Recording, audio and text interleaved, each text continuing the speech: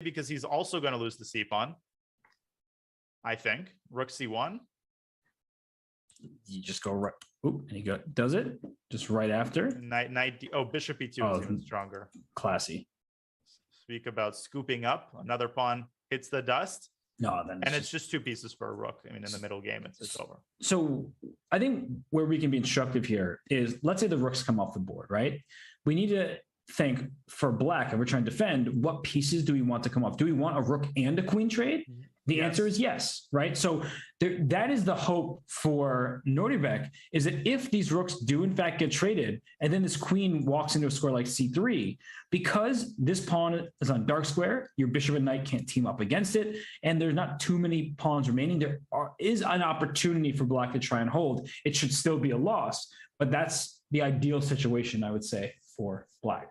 That's exactly right. And 2 pieces, when they're operating alone, have a very hard time switching from flank to flank and defending weak pawns. So that pawn on A2 would be a serious matter of concern were the queens to get traded. But if white manages to trade the queens and keep a pair of rooks on the board, that's basically winning. And Hikaru yields to step 1 of black's plan. Okay. And now queen F6, maybe? Going for step 2? Step 2. Although he goes for it, but I was about to say, I don't love the double pawns that I'm about to get, but maybe it's, I mean, it's a good try. And Hikaru goes for the trade, but see, this is an exception to the rule because now the rook has absolutely no way of infiltrating. Right. White can park the bishop on the A2 G8 diagonal, and then you're never going to get to the A2 pawn. And there's no E5 to kick that knight out of its outpost. Like that doubling of the pawns, it may seem completely minor considering what we've been talking about, but you would love to push the pawn to E5. Can't legally do that anymore. I don't agree with +5. I think Hikaru has to demonstrate accurate technique here, but it is definitely winning. For sure. But it's not +5. Yeah, but with the queen side so defended, the king will eventually walk its way over. The A5 pawn probably will just be target. Like this bishop, if it gets to B5 and you put this pawn A4 and then a knight on C6, I mean, the pawn on A5 is a problem. You are speaking the truth. And Hikaru is following in your footsteps here with A4. Well, I have a rare moment where I can speak true words. So should we head on over to another game? Yes, sir. Okay. Let's see. Who do we want to check out? Probably this game between Fedoseev and Anish Giri. King's? No, this was a Berlin. Okay, I thought it was a King's Gambit at first. I saw you know why I thought that too, right? Yeah, of course. Wait, look at this. Why doesn't this just look terrible for white? Yes. How did we get this? I see Vladimir's idea, but we'll get to it. So we saw Berlin, and then King's Gambit style. Check. But that didn't even come close to working. Yeah, didn't black just steal this pawn? And that was bad. Why don't people play like this against me? Bishop B2, Queen E7, and G3. So what's the idea? I assume it's everything to do with this knight on F6 and the pin all the way down the rook on H8. So a lot of people would think, okay, G4, knight H4, F3. And I think people love these kinds of constructions, which look good. But knight takes F3 blasts everything to smithereens because that knight on F6 is moribund after queen takes F3. Gosh, your vocabulary is just out That's of this the right world. word. Yeah, no. Destined to die. I appreciate it. I'm giving you props. Thank you. I appreciate you. And that is not just saying, oh, that's an SA2 word. Wow. My biggest pet peeve. That is why. Well, there's so many ridiculous SAT words, People That's true. They're like perspicacious, and you're like, sorry, what? He's operating with great perspicacity. Exactly. Precocity. Tammy Reshevsky demonstrated great precocity when he gave a simul at the age of 4. Oh my gosh, we are sort of showcasing our nerdiness, full display right now. So anyway, or loggeria. Oh gosh. Please don't do it. Verberia. No. Okay. Anyways, on to the game. You're loquacious. We're on to Cincinnati. Oh, sorry. Okay, so I'm just drawing arrows now to change the subject, but black just castled, and f4 can be captured here. And after g takes f4, is black just going to take back on f4? This pawn e4 is loose, but you can't really easily take on e4 with the knight because your rook is hanging in the corner. So what's the deal after g f4? Well, I think black is essentially shifting the parameters of the play, right, from preserving the f pawn to just delivering checkmate. Black wants to now open the g file. Black is happy to part ways with the f4 pawn. So after gf, I mean, knight f d2, for example, could be considered. But then black will play rook g8 and knight g4, and then the king is moribund. That's pretty straightforward. Opening the g file is good for black because only white's king is on this side of the board. This looks tragically bad, but it's only minus 1.7. So it means that white has some kind of move that fights on. And in this position, I just cheated. Queen e1. Yeah, right. Right. That's totally going to happen. It doesn't even threaten anything. No, it just gets the queen away from. I mean, it does defend against d-file related shenanigans, but it also, I guess, opens up maybe a queen h4 idea. Yep. Yeah, gf and queen h4 actually becomes a pretty serious threat. But you know what's not a threat anymore is if I play g4 and move knight and play f3, are you really going to take here? And especially because black has bishop d4 there. Yeah. At the end.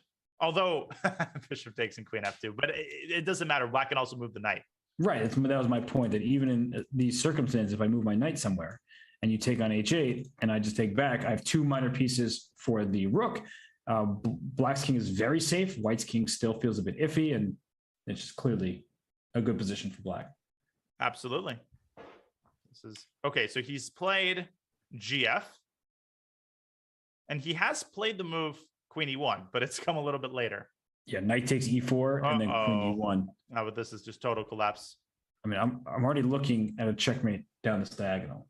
Oh God. And black could just play a Zen move like knight e4 to f6 or knight e4 to g5, setting up bishop d5, knight h3 ideas. How do you like that? I mean, everything is good at this point for. And he plays knight g5. Oh my gosh. Okay, Vladimir. This queen is the only thing keeping white alive for the moment. Checks. White's on life support. Oh gosh. Oh, and HG is just mail. That's actually literally mate. Yeah. Oh my God, Robert. Can I show you something ridiculous? Yes, go ahead. I'm sorry. I don't know why I'm calculating this line, but after HG, I was thinking of whether black can win with queen h3 check. And it's actually very close. Black can't, but look at this line. HG, king g4, rook h.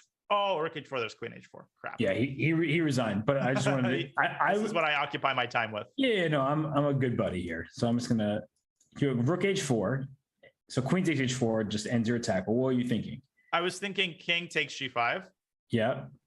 Oh, it's still lost, isn't it? Darn it. Bishop e7, king f5, bishop e6, but the king has e4. See, it's so hard. King hunts are incredibly difficult. Yeah, it's like you gave that king all the checks it could handle. Yeah, and if the bishop came this way, this could be a draw, but then the king comes this way and it runs. Unbelievable. You sacrificed too much. But in any case, Vladimir resigns after queen e6, a resounding victory for Yuri, who moves to 3 out of 3. Anish playing very well today. And let's see what else is happening here. Let's go back to. Whoa. Yeah, nah. Oh, no, never mind. I didn't see that pawn on a6 for a second. Oh, you're like, wow, that's really turned around. Naroditsky suddenly is a queen without issue. Where are white's pawns? Where did all the good pawns go? So a7, rook d8, bishop c6. Will we see a knight and bishop checkmate? Or will Hikar be able to keep this bishop on the diagonal, stop this pawn from and get the knight to b8? I'm afraid that is indeed the case. Can he just like, okay, move the bishop and knight c6? Oh, that's yeah. No.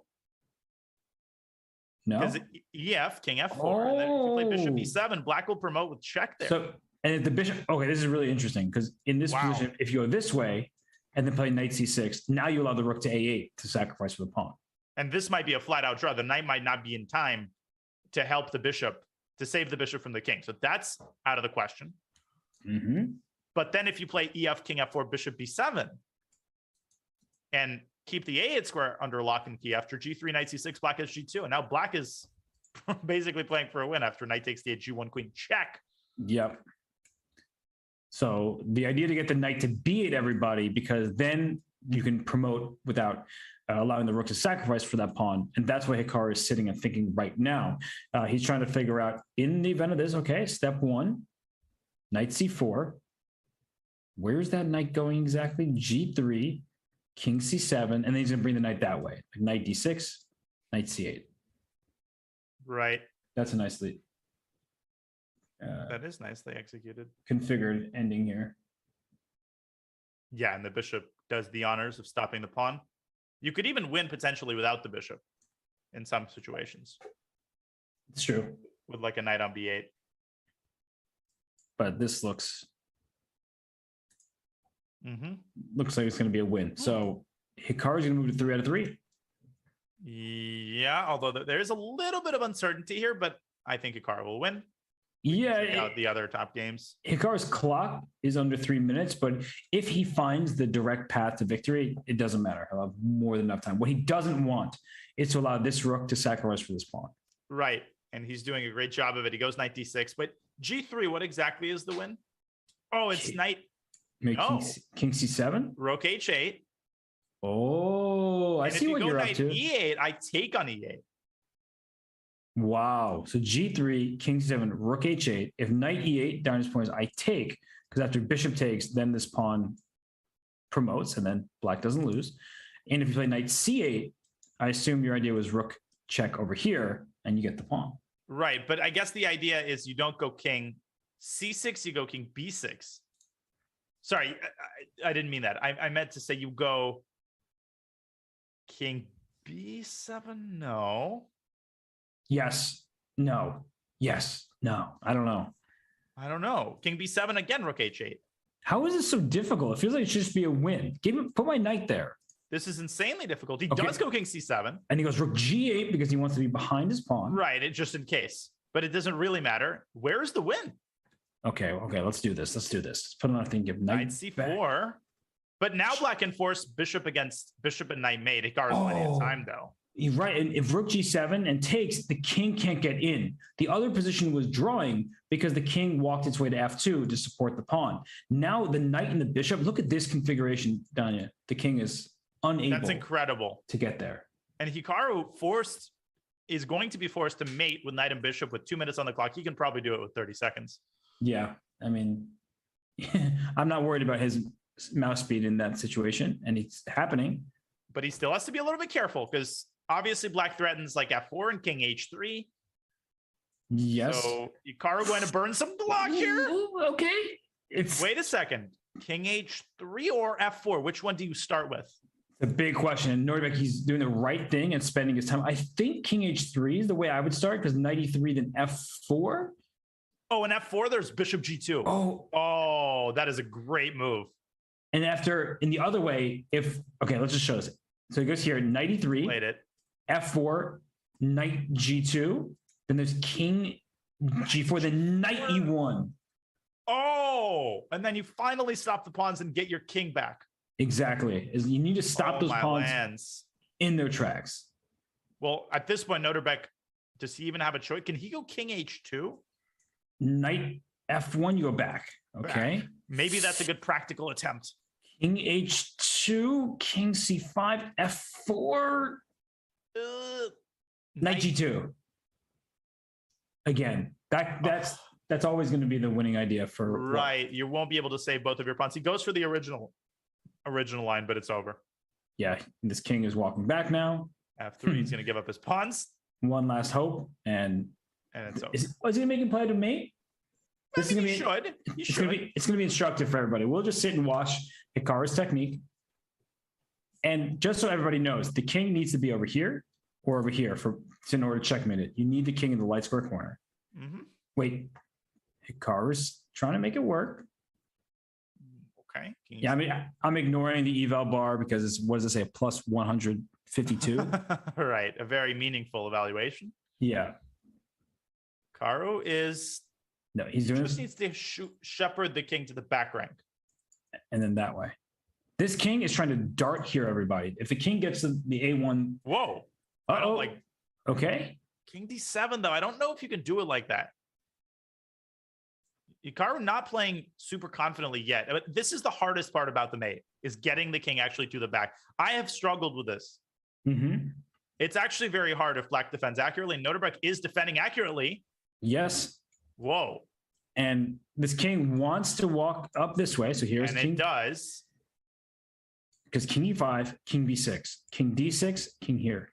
And Hikaru is down to a minute. If he doesn't get the king to the back rank soon, he might experience problems with his clock. Oh, king C4, and Naroditsky is back into the center. Oh my gosh. And the king is going to go this way. But if you're going to have to start again. No, but if the king goes that way, it's easy, right? If you can get the king to the back rank, it's easy. But this is the same position we had. The board just flipped around. We had this setup. With 45 seconds less on the clock. And this king's trying to get there to H8. F5, and it's back into the center. And Hikaru, let's not forget about the 50 move rule. Yeah, when did that start? I lost track of time. Well, it's only been, I think, 15 moves or so, but still. Oh my God, he's down to 37 seconds. Back to D6 he goes. And the king is... Oh, and back to B5. Yep, it's going this way. And it's still on the side. Hikaru down to 30 seconds. Oh, no. He might not do that. He might not be able to do it. He's down to 25. Okay. He had to go bishop B3. He didn't go bishop B3 there. He's escaping again. Although it can only get to A3 because B3. 19. These are under control. So you can force the king. He's fine. King A2. Oh, he should definitely go king A2. King B5. Oh, he's back to home base. And he needs to get this way. Yeah. He's going. Hikaru with a draw offer. He didn't do it. Oh my goodness. Naroditsky Abdusattorov continues to be the closest thing to kryptonite that we have seen for Hikaru Nakamura. And he takes a sip of water. That's unbelievable. But wow. I will say that getting the king into the corner in time pressure is a lot harder than people realize. It is. It for sure is. I mean, if we go back even to the start of where this all happened, okay, it's not even. I'm surprised, but I'm not shocked. It's very, very difficult to do this in time pressure. Okay, well, I can't click on the move, so I'll have to just go back. Like around here, right?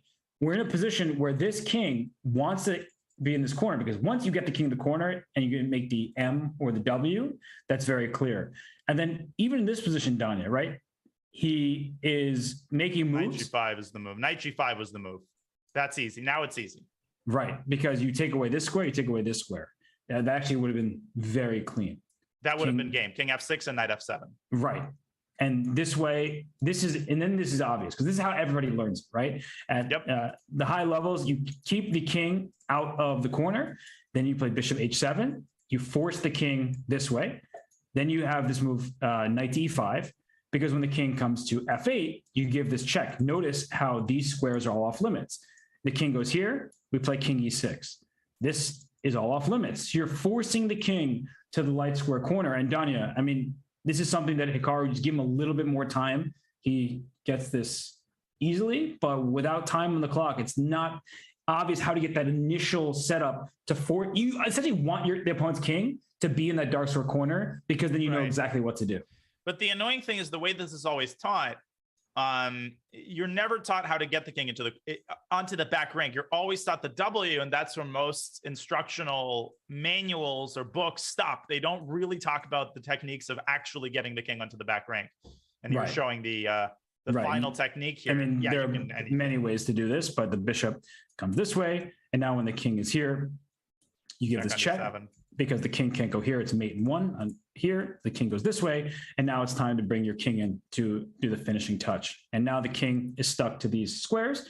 You just want to make sure you don't stalemate. And after king, I think king b6, king here, knight check, king to the corner, and bishop here. This is ultimately the setup you need to deliver the checkmate. King in the corner, knight taking away the square, bishop delivering the final blow.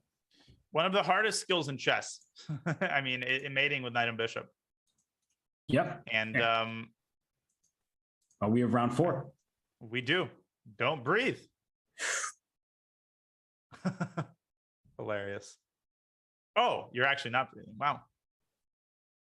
Okay, I think we get the point now. I do want you to live so I can have a commentator. As much as I like commentating solo. Yeah, I'm just proving to you and the entire world that I listen to you.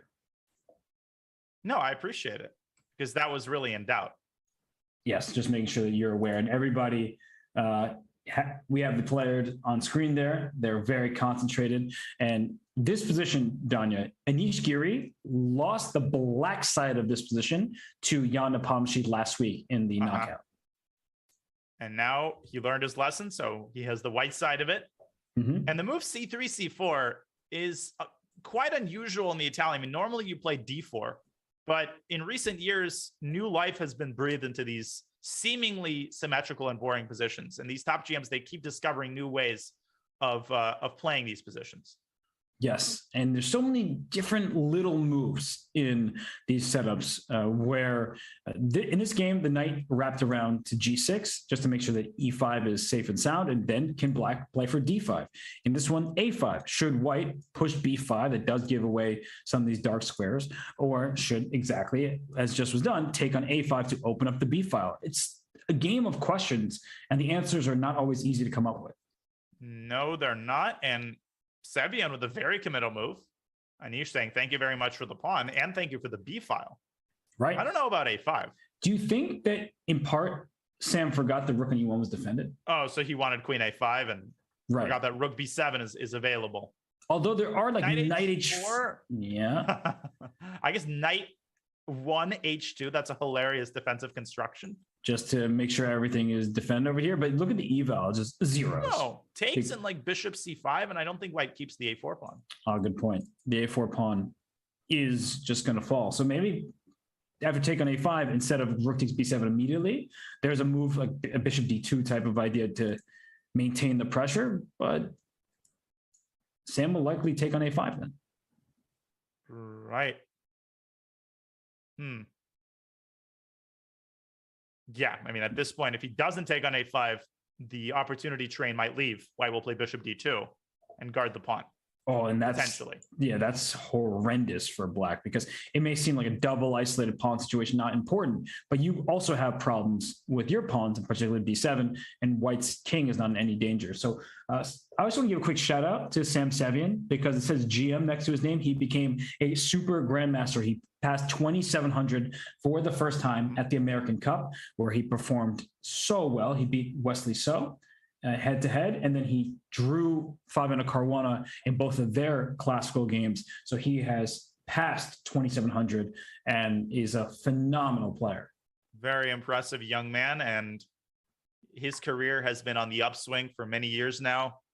He was obviously a prodigy. I remember him at age 9 or 10, just winning tournament after tournament, became a grandmaster very early, and is now really joining Jeffrey Zhang at the vanguard of the future of American chess. Yeah, and I think he's technically a little bit higher than Jeffrey is by rating, but they're super close as competitors. So right here, bishop c5 played. Down at the a4 pawn is under attack. He did not throw in knight h4. That remains a tactic that can work because the knight on f3 doing an important job defending this rook on e1. And is there a way for Anish to save this a4 pawn? Because if he can, he's simply up and outside pass pawn. But if he can't, then the liquidation has to be good for black. Maybe he should offer Sam those flowers and say, I'll give you those flowers if you don't take on the floor. That's good bartering. I think that I would accept the flowers. Right. Flowers are great. I mean, the other approach is white could basically say, okay, it takes you some time to take on a4. So I'm going to use this time to complete my development and try to make advances. So something like bishop e3, ultimately trying to get the knight to f5 could be an interesting thing to consider. Black's D and C pawns they're pretty loose. Yeah, just to show. First of all, I can throw in rook b8 check first. Were you going to say that? Yeah. Rook b8 check, you can't take because the queen is loose, but the king goes h7. I'm not sure you really want that rook on b8, but just to get back to this position, as Danya was saying, the knight can come to f5. This rook can join the party, rook to b1, and these pawns, as you're mentioning, are clear targets. It's all about the piece activity. The position looks deceptively symmetrical, but white has a rook on b7 and black doesn't have an equivalent. So I think Giri is definitely in the driver's seat here.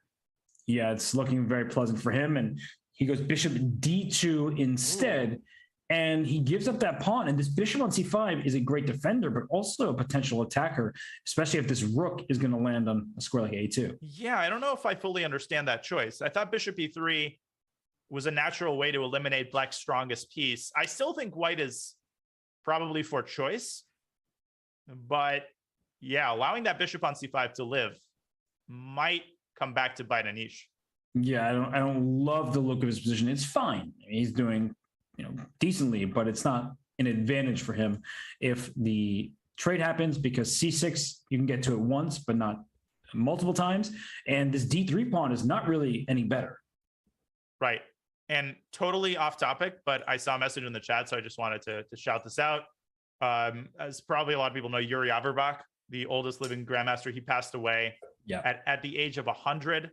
Remaining extremely active and fully coherent, really up to his last days. I listened to an interview with him at 99. Unbelievable personage. Became a grandmaster in the 50s. If you can even conceptualize that. He won the USSR championship several times. He played people who played Steinitz. Like, think about that for a second. Yeah. So it's crazy. But rest in peace to Yuri and Yuri Averbach. Amazing life. Mm-hmm. And before we had, table base and things like that, he did produce a ton of endgame knowledge and theory so that people could better, figure out what was happening towards the ends of games. So Yuri Averbach, an absolute legend of the game, the oldest, unfortunately now no longer living grandmaster, past 100 years old, and the legacy will not be forgotten. But for now, we're here at the Rapid Chess Championship. The chess world is better off thanks to players like Averbach, and the players that we have in front of us, they are going to continue that wonderful legacy. So it's young players, maybe not the most fascinating position, but an endgame. Speaking of learning our endgames, Jeffrey Zhang with the white pieces against Naroditsky Abusatarov, and Jeffrey keeps floating up. He lost his game 1 and then played Dubov, who had half a point. And now he has 2 out of 3. He's playing someone with 2.5. And he is up a pawn. He's up a pawn. He's got undeniable winning chances. He has the move rook e7, which I can't quite take my eyes off, with the idea that if black plays f6, there's a check on e8. I mean, anytime black plays f6, there's a back ranker followed by knight e6. Yes. And you can get this rook, but knight and pawn endgames are the most similar to king and pawn endgames. And if we take the knights off the board, then white will distract the black king towards the b pawn and then march his own king up towards black's pawn. So this situation would be very appealing for white. Indeed, it would be. Jeffrey contemplating this critical position. If he loses the pawn on b4, then it's basically a dead draw. He does play rook e7. Nice find by you, and then nice find by Jeffrey. Is h6 a possibility here? That way I can kick your knight away, and if you take on e5 and think you're going to take on g5, you lose b4. We know very well, rook in 3 versus rook in 2, same side of the board. That should be a very easy draw. So I'm looking at h6 now. And the other thing, h6, rook e5, hg, black is able to play g4 and deep freeze all of white's pawns, which is a big problem in terms of trying to win those types of endgames with one pawn on the other side of the board.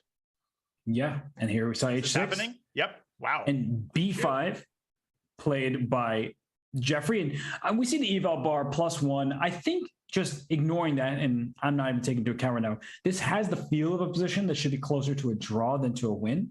This rook can slide to b4, maybe even sit on b2. And it has I have the sense, Danya, that the best that white will be able to do is win this g4 pawn, but that's the exact trade that black wants, the g4 pawn for the b5 pawn. Oh, yeah, no, absolutely. That basically is a dead draw. Jeffrey, and there's an old Russian joke that these types of endgames are winning for black.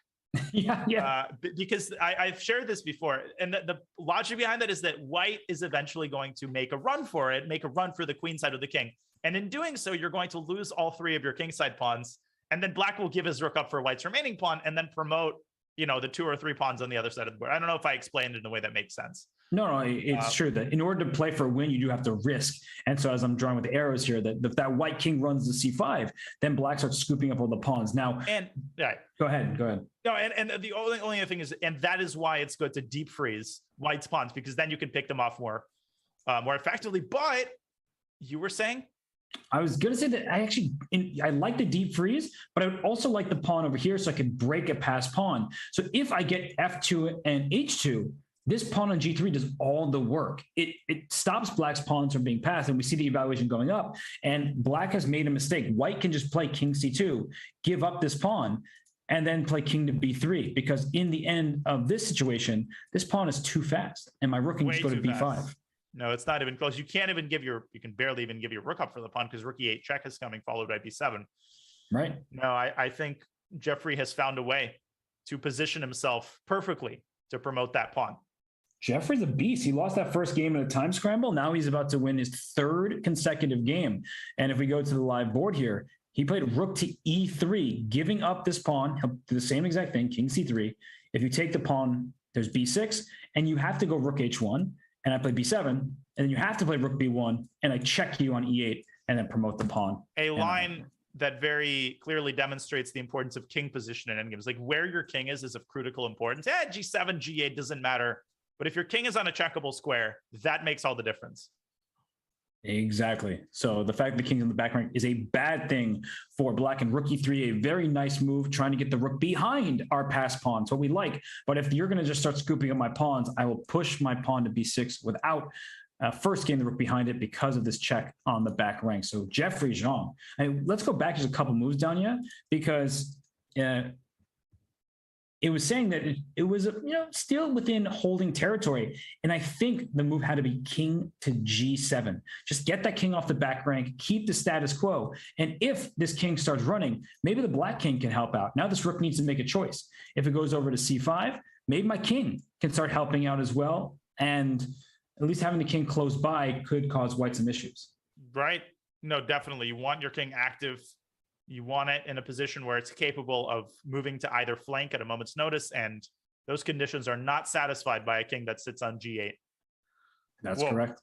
And we just saw a position where a check was given. The king went up to G7, and this pawn is well on its way towards the other side. Although, if black maybe black should give a check on F3 and then try to get behind the pawn to buy yourself as much time as possible. The idea being you want to go F5, G5, F4. I mean, it's a long shot, but it's something. I'm trying to think how to make. So he gives the check. So king C4. Where's rook back to F2? So B6, rook B2, king C5. Right. You're gonna play then F5. You start pushing. You go F5. White goes king C6, and does black then give a check on C2 and try to keep forcing white to delay the promotion? And F5 is so important because after king C5. Let's remove this arrow. I wanted to play rook E4 to B4 to cut your rook off. So F5 takes that square away. What if I just then shift my rook over? Like, so. At which point? So right now, B6 here. Rook B2. King C5, just if we're trying to visualize. You play F5, you take away the square. So what if I just play rook to D8, rook to D4, rook to B4? That's actually a great idea. And if I go G5, it doesn't impact that. You go rook D4, and you're also stopping F4. Right. So you're killing two birds with one stone there. Yeah, I think having the rook on the fourth rank, so I can go over to B4 and stop your pawn pushes. He starts with B6. We'll see the technique. King C5. Now we're probably going to see F5, and I love the move rook D8. Is there better, though? Because King C6, check, right? Oh! Wait a minute. Rook E6. G5? Jeffrey wants king C6 and king C7, a version of your idea where he wants to block a check on C2 with a rook on C6, but it's very slow. And black can start pushing. Will Naroditsky save another improbable endgame? So G5, king C6, F4, king up to C7. Yeah, I guess you can even take on H2 at that point. Wait a moment. But can I play F4, GF, GF, rook E4? You can. And you will. Wait a sec. Isn't that winning? No, I guess it isn't winning. Because the king walks up the board, I think. Oh, Oh, you're able to take on H2 and preserve your last remaining pawn. But this is incredibly, we're going to show this. It's incredibly instructive because most people just want to take pawns immediately. But what we're talking about is in this sequence here after rook e4. No, let's not take that. Let's say let's say I take here first. After rook takes f4, now your pawn is under attack. And if you play g3, I can just scoop up this pawn and win with my pass over here. So instead of taking the pawn, if I bring my king up first, h2 is still falling after all that. And then I'll sacrifice my rook for your pawn, and my king and pawn will force white to sacrifice the rook back. Incredible. And Naroditsky has to find the move f5, f4. No other move saves the game. He's played it. Yeah, and he played king g6. Perfect Wow. technique. Just impeccable. And Robert, 2 of these endgames in a row against Hikaru Nakamura and Jeffrey Zhang. He is a beast, both with the black pieces. Yeah, unbelievable, honestly. Like, you're looking at the games. This one, we felt there were definitely chances for Naroditsky. The game against Hikaru, it was an outright blunder. And then we asked the question, what trades does he need? And he kept fighting. And this is why, especially in a rapid time control, you shouldn't just resign. Even if you're objectively lost, he knew he was lost in Hikaru, he still had chances. And rook takes h2. You shouldn't resign physically, and you shouldn't resign mentally. You should always search, honestly, for what you think is the best practical chance. You never know what can happen in such a short time control, as you said. That's right. And now king f4. And after b7, do not put your rook over here. Put it back here. Right. And after king c7, it may, white goes rook d8 and wins. Now, one instructive line, king c7, g3, rook d8. You don't want to take and say, simultaneous promotion, right? Nope, white promotes a check. That's one way to lose. You can always mess up an endgame. Instead, you want to keep the rooks on the board and keep going between the 7th and the 8th rank, toggling between them. Because your only duty here is to take this pawn with your rook. So as we see the game, that's exactly what's happening. And that's a draw. And that is a draw. Naroditsky moves to 3 out of 4, 2 incredible saves. We've got a couple of games remaining, another end game here. I want to look at a middle game, though. Let's look at Amin against Serrano. Okay. Sorry, what were you asking for? I was asking for a middle game, but clearly that's too much to ask. So perhaps Gata Kemsky against Gawain Jones. Nope, but Gata's winning. They do not. Let's watch. And Gata's a lot of time as well. And he's going to have 3 points out of 4. I want to see Gata qualify. Am I allowed to root for somebody as a commentator? Yeah, I think we're always allowed to root for Gata, right? I never do. Oh, this is check, and then you're going to do a check here. Oh, Gata. Now, the one thing you got to be incredibly careful about here is stalemate tricks.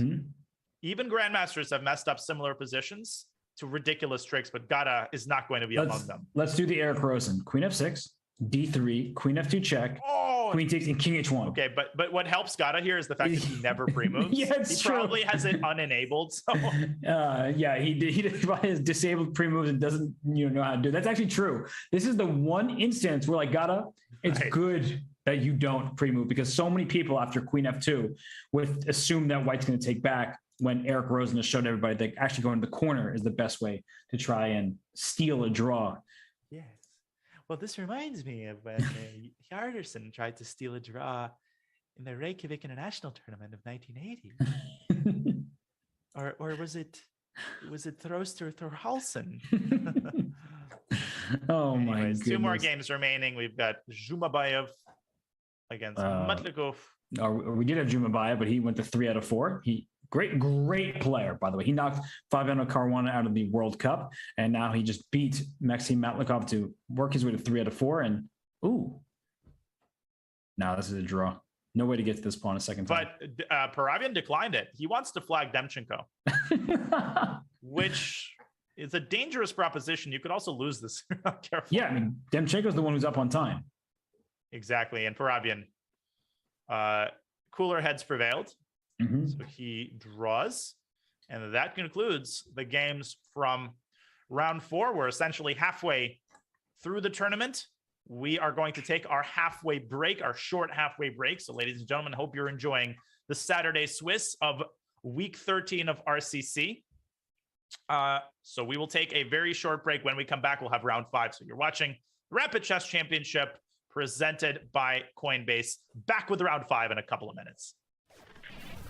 The Rapid Chess Championship is brought to you by Coinbase. Whether you're looking to make your first crypto purchase or you're an experienced trader, Coinbase has you covered. You can earn crypto by learning about crypto at Coinbase.com. Explore DeFi and Web3 with your Coinbase wallet. Get exclusive rewards when you spend with your Coinbase Card, and much, much more. Learn more at coinbase.com/chess and get $10 in Bitcoin when you sign up and verify your account. Check them out. Use the command sponsor or command Coinbase today and go to coinbase.com to get that Bitcoin, baby.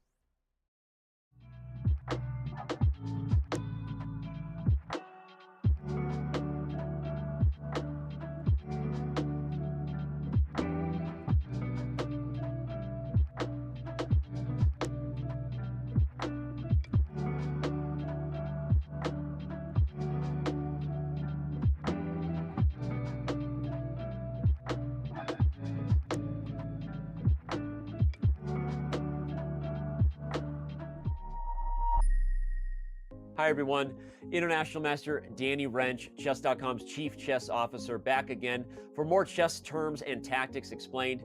That's the thing that I'm apparently doing now with my time. I believe being a Chief Chess Officer makes me qualified to break down some basic tactics. So here we go with the fork. Right before your eyes, you see a beautiful, beautiful image of a fork going through a knife. But let's talk about the common ways this tactic occurs. Perhaps no fork is more common, or at least the threat of executing this type of fork is often key to making a lot of tactics work. Whether you actually see top players make this blunder or not, the threat of making a fork upon attacking two minor pieces, either in the opening or even as you transition from opening to middle game, is a very common way to win material, whether it actually happens on the board or whether they prevent it. This is one you really want to know and have in your repertoire. The next example of a fork is probably the one we think of most commonly visually when you imagine a fork. It is a knight attacking two major pieces. Whether it's a check fork where you attack a king and rook, whether it's two rooks as you see here, maybe if you're super lucky, it's a king and a queen, a royal fork as they call it. Either way, the knight coming to the square literally shows you the fork in the road, hence the term fork, as it attacks more than one piece in the enemy camp, and black goes on to win material. The next example of a fork is important because while we don't actually call double attacks by pieces that aren't the pawn or knight forks, it is essentially a fork.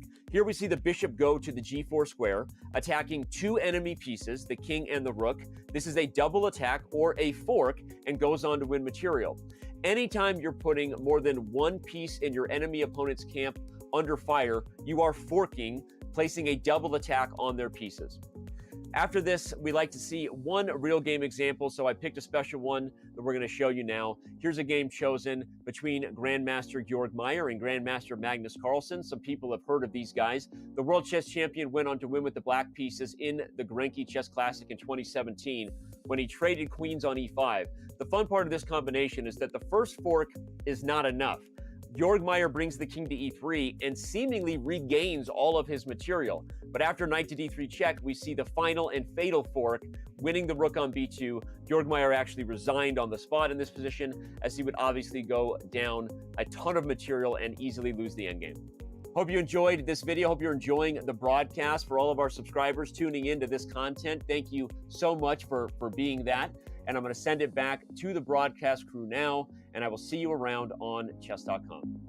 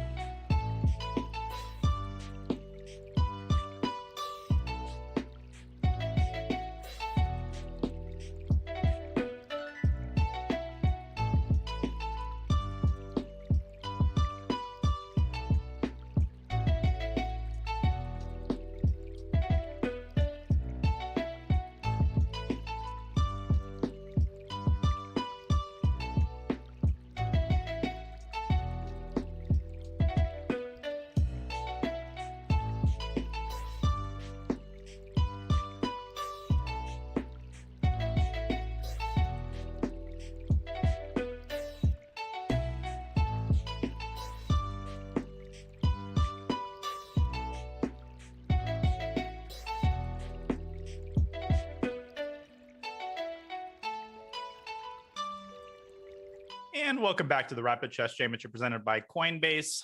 Grandmasters Daniel Naroditsky, Robert Hess chopping it up for you today. We're 4 rounds in, Robert. The usual suspects are atop the field, Hikaru, with 2 draws here. He's on 3 out of 4, but still well within the top 8.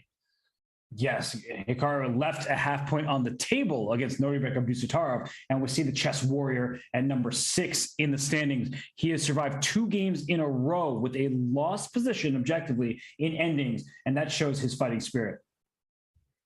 Indeed it does. And speaking of fighting spirit, round 5 is underway. We're loading up the games here. Matchups of the Titans, Hikaru facing Anish Giri, going back to his trusty Zukertort. We've got Naroditsky against Sevian on board too. A lot of mouth-watering matchups here in round 5. Yeah, well, we will start with this one here. It seems like... Whoa. What? Is that a slip? No, Doesn't look like one. Maybe he... No, it's got to be a mouth. Wait, E6? But what? Bishop A3? Is this the new fianchetto?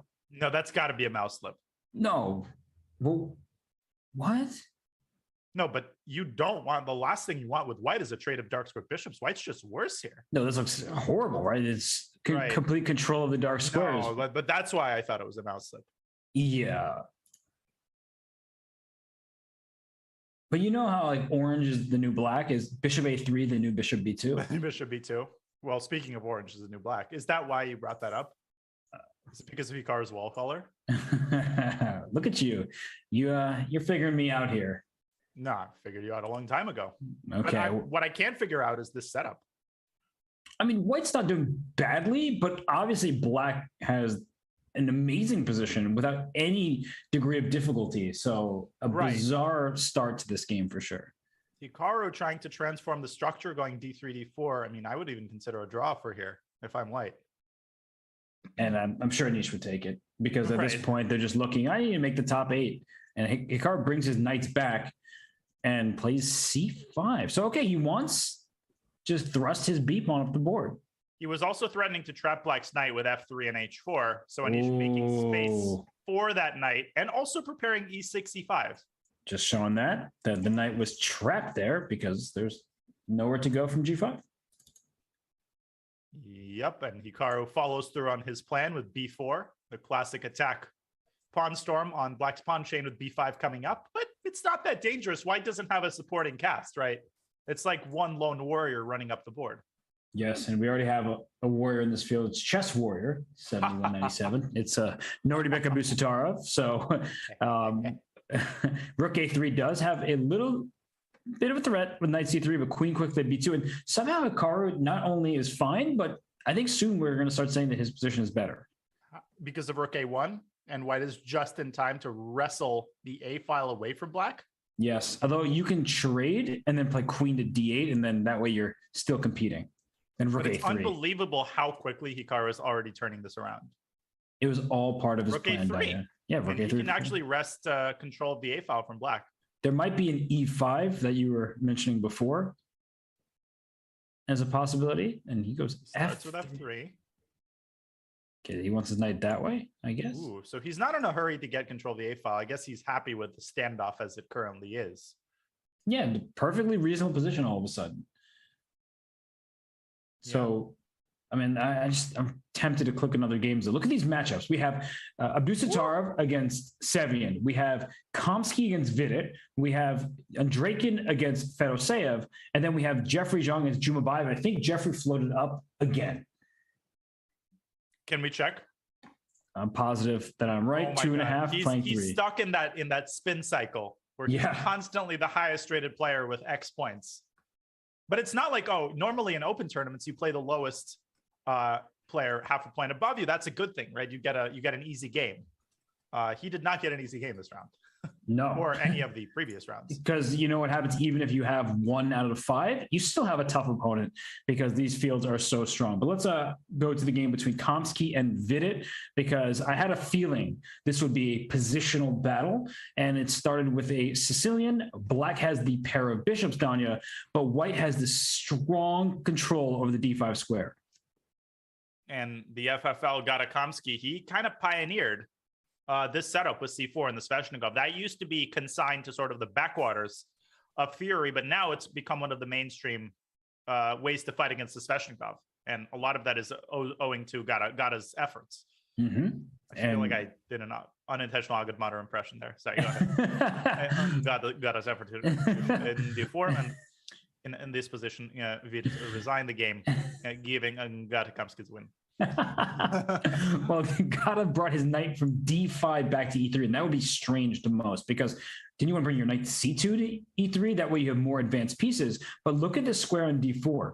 That is not a square that you can take lightly. It's one that you want to keep covered, and that's why this knight remains on c2, where it covers d4. It puts pressure on b4. Now the pawn went up the board, Danya, and d6 is a target that Black will need to take care of. And I wouldn't want to have this kind of position against Gada. That is right up his alley. Another idea that White can consider in certain positions is bishop g2 to h3, trying to knock out the light squared bishop to increase White's control over the d5 square and the light squares in general. Right. And also f5 is not out of the question because your rook was dragged away from the f file. So that was one of Black's main plans, but that's not going to happen. Bishop h3, as you suggested, you know your ideas in this opening, and it's just a very good move. I didn't think he played immediately because of queen c8. And I'm not sure, I never know who benefits in the event of bishop e6 fe. You would think it's Black because then Black controls the d5 square, but sometimes that damage structure is somehow in White's favor in a weird way. So I'm not sure. And I am keeping an eye on the game between Hikaru and Anish. I'll just pull that back up here so we can look at it because as we see, there's a problem on c6. The rooks were just traded a second ago in a7, and knight, ouch.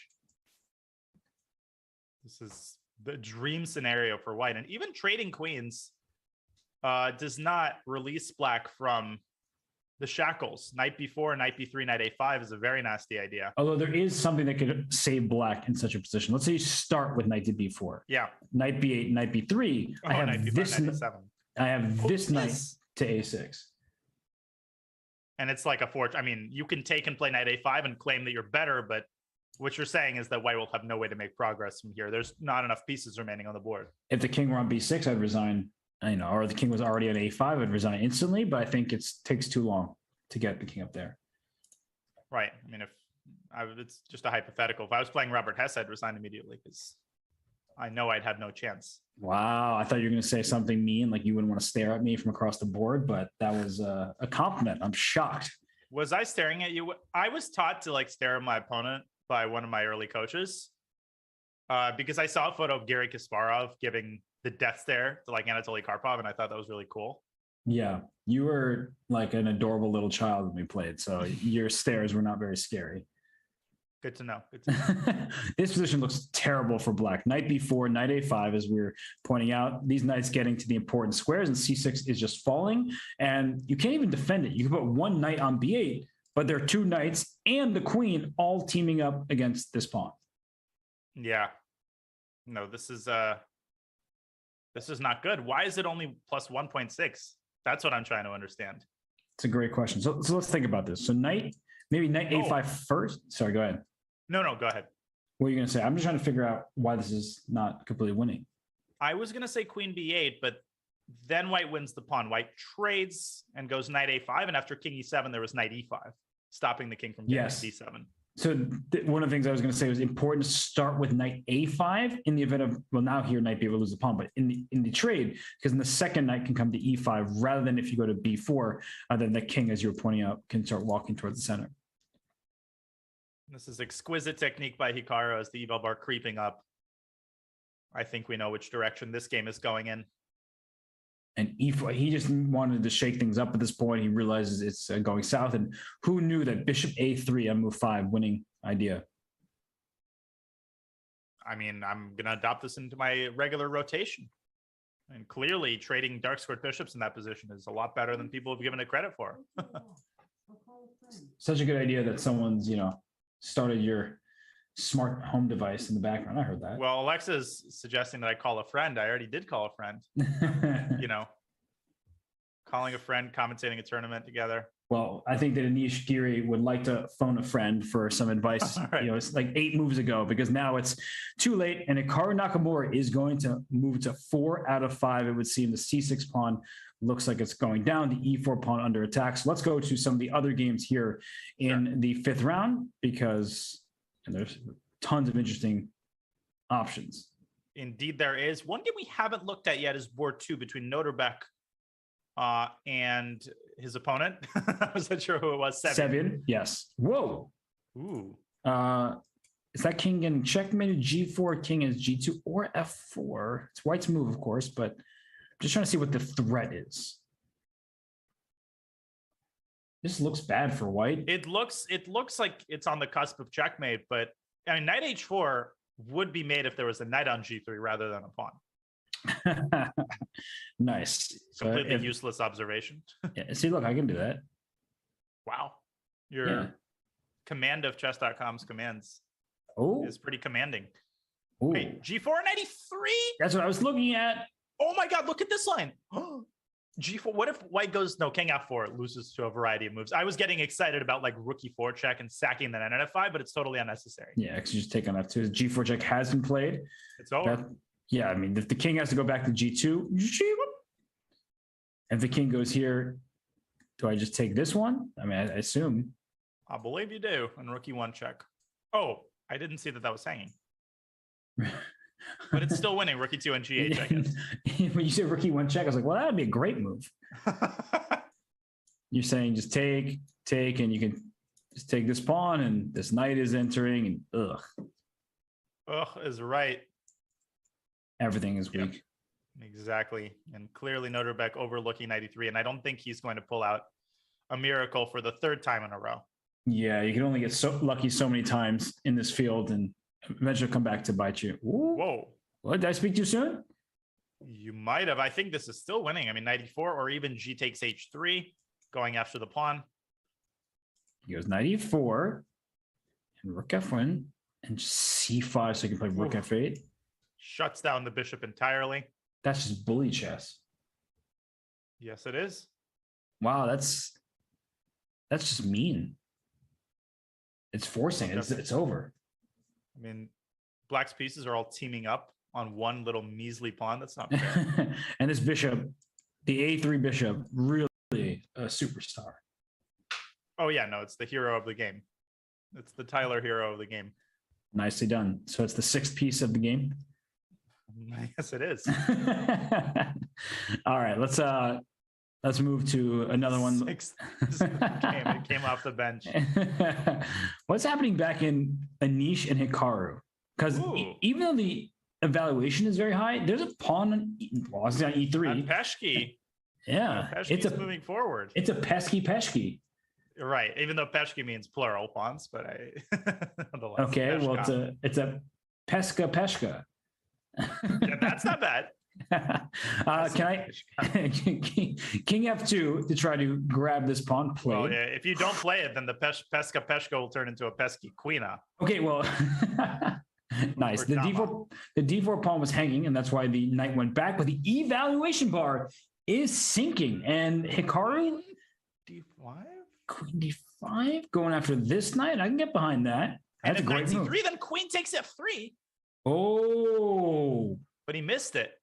And he goes back. But it's still, black all of a sudden has the D5 square as a stronghold. But if he loses Z2, I think he loses the game. Yes, and also knight, not now because D4 is hanging with check, but that's a problem. Knight D6, knight D5 is got to be a checkmate against that king. Yeah, knight D6 might be the most immediate threat. Although, as you point out, the D5 square can always be plugged by this knight. But look at the clock also. I don't think Anish is going to pull this out. I was about to mention that even though his chances of course, have increased, he has no time. Okay, knight F6. Ooh. Queen D7 is forced. Oh. And can you just trade at this point and win the ensuing endgame? I think you should. I mean, the knight on D5 is nice and all, but the pawn on C6 being a long-term weakness is going to kill black here. Knight C4, knight E5. Easy enough. Wow. And then you have to use your knight to defend the pawn. This is really nice technique by Hikaru. And then the king comes out to E4. And if black's king sits on E6, white will have knight takes C6. Great point. Tactical vision, alert. And so he's trying to run away with his king. This is also an idea at some point. You could even have a sack on c6, probably unnecessary, but I can bet you that's what Hikaru's calculating right now. King E4, right king now? C5, knight c6. Yep. Oh, so the king is too far, and you sacrifice and then push. I mean, I could do that, but let's just play h4. I could do that. Yeah, actually, let's do that. Let's do that. Let's have some fun, chat. Let's take on c6, chat. I think it's about to happen. What else can you do at this point? No, you're in too deep.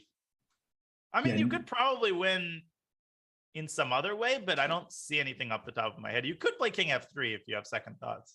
True. You can just back up, and after king f3, king h4. I mean, it's getting a little annoying. Yeah, king g2, and then h3 will threaten mate on f3. Oh, well, now you're just playing too precisely. He takes. There we go. And there's d5. 2 pawns against a lone knight. Going to be hard to stop. And c6, c7, c8 is next. Yeah, it looks like a straightforward win. Knights are so bad at stopping fast pawns. It's honestly infuriating how bad knights are at stopping passers, especially connected passers. Right, because they get kicked around so easily. Yeah, bang, bang, bang.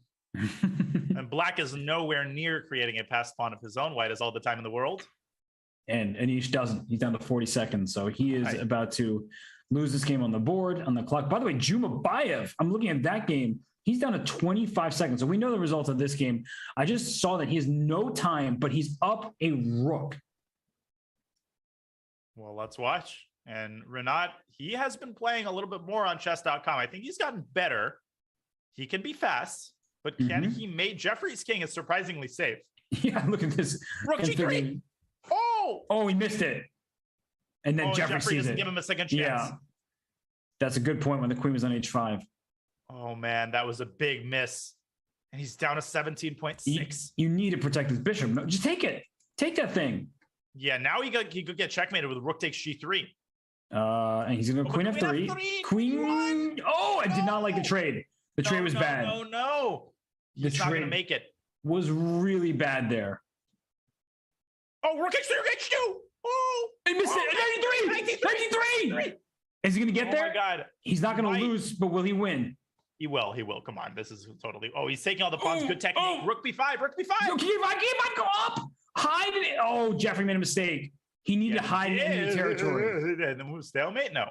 Jeffrey resigns. Oh, my gosh. He would have had a chance if he hit on b6. Yeah, and I am not a bullet expert by any means. But right here,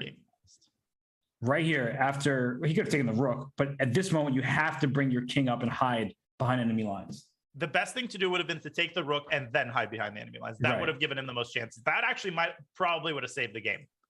Yeah, it was taking forever to checkmate that king. Wow. And there it is. I know. I was going to say that too. I was like, not this time.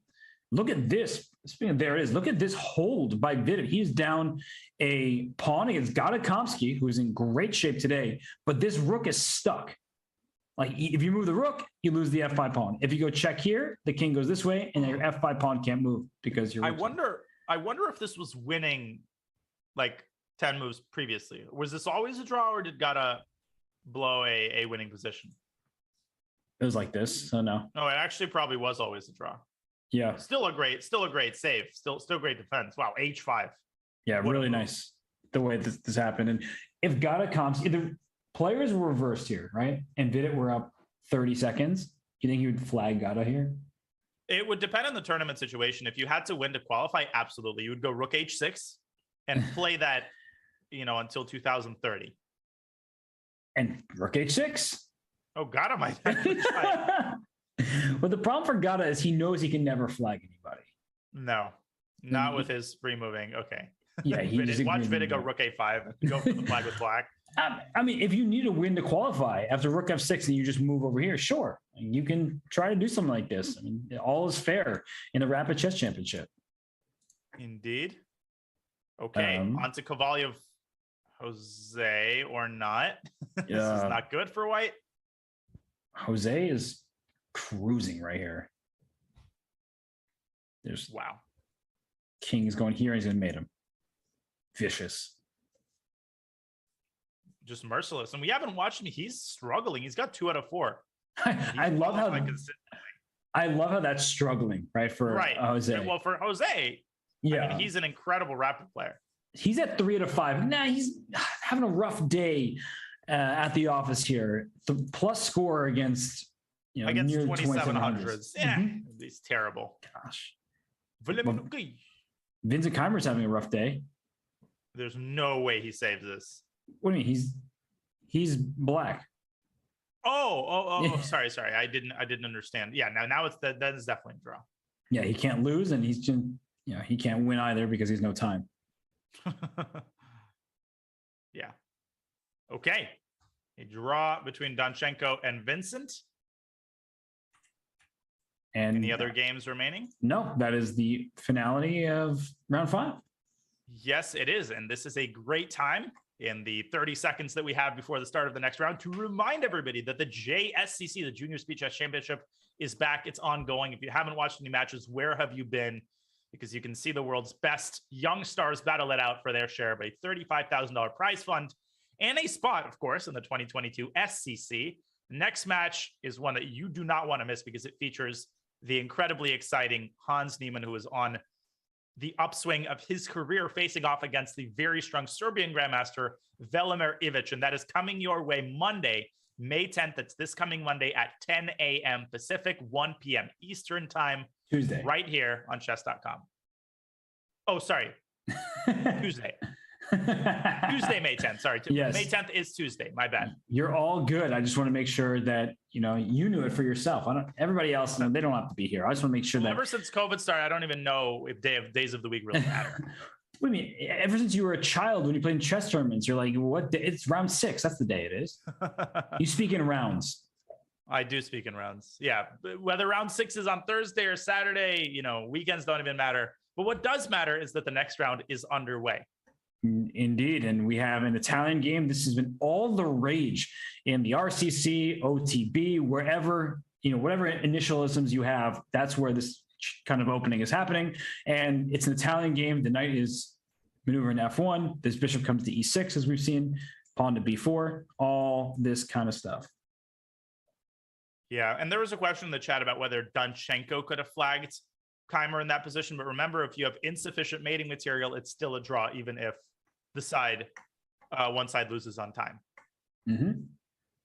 So if the side of the rook loses on time. And we've seen this opening many times. Queen slides up to D7. And it's very solid. Not a single pawn has been traded, just that pair of bishops in E6. And white sometimes thinks about striking with B4. Black thinks about playing D5. And anytime you play D5, your E5 pawn becomes loose. So it's not an easy choice to make. No, it's not. And Hikaru taking a little bit of time for the first time this game. Black has a cornucopia of ideas, 97, knight G6. There's a million ways to arrange your pieces. And that's why the Italian is such a hard opening to play properly. Yes, and on the white side, you can play B5. Now the rook is no longer protecting this bishop, which means B5 is off the table. And then you can play C4, and you can start expanding on this side of the board and stopping the move D6 to D5. Indeed. Okay. Let's take a look at Anish Giri against Gata Kamsky. Ooh, that's a juicy matchup. In a juicy position to boot. Very unbalanced in the early going here, but it looks really bad for Gata. And it stems from an Alapin. So Anish decided to play the Alapin, and we had... Oh, this line. Oh, yes. After E5, it looks like it's about to be an advanced French when white gets D4, but black plays D4 first and says, you're not connecting your pawns. And the move D3, I think, is a little bit unusual. I'm familiar with the move Bishop D3, but in any case, Giri goes D3, Gata taking on C3 quickly, a decision that I think he's coming to regret. Right. Because the tension is no longer there. And look at how Anish played. He just brought knight to C4. There's no B5 available for black because that pawn was nicely placed on A4. And white's pieces look perfect. Well, Gata wants to play B6. That's a pretty classic arrangement. Put the queen on D7 if you can get to the bishop. But B6 has its own set of problems. Yeah, indeed. There's G4. Actually, G4 might be a very strong move. knight h4 probably mandatory at that point, but you can trade in G5. Yeah, and then knight's coming to d6, even if not for g5. I see what you're looking at. Mean man. Yeah, you want to do this whole thing and trap the bishop. I was just looking at moves like knight to d6, although then there's knight takes e5, so I probably blundered. Oh yeah, 95 and black gets comp, but in any case, G4 happened. Gata went back to H6. Ugh. Ugh.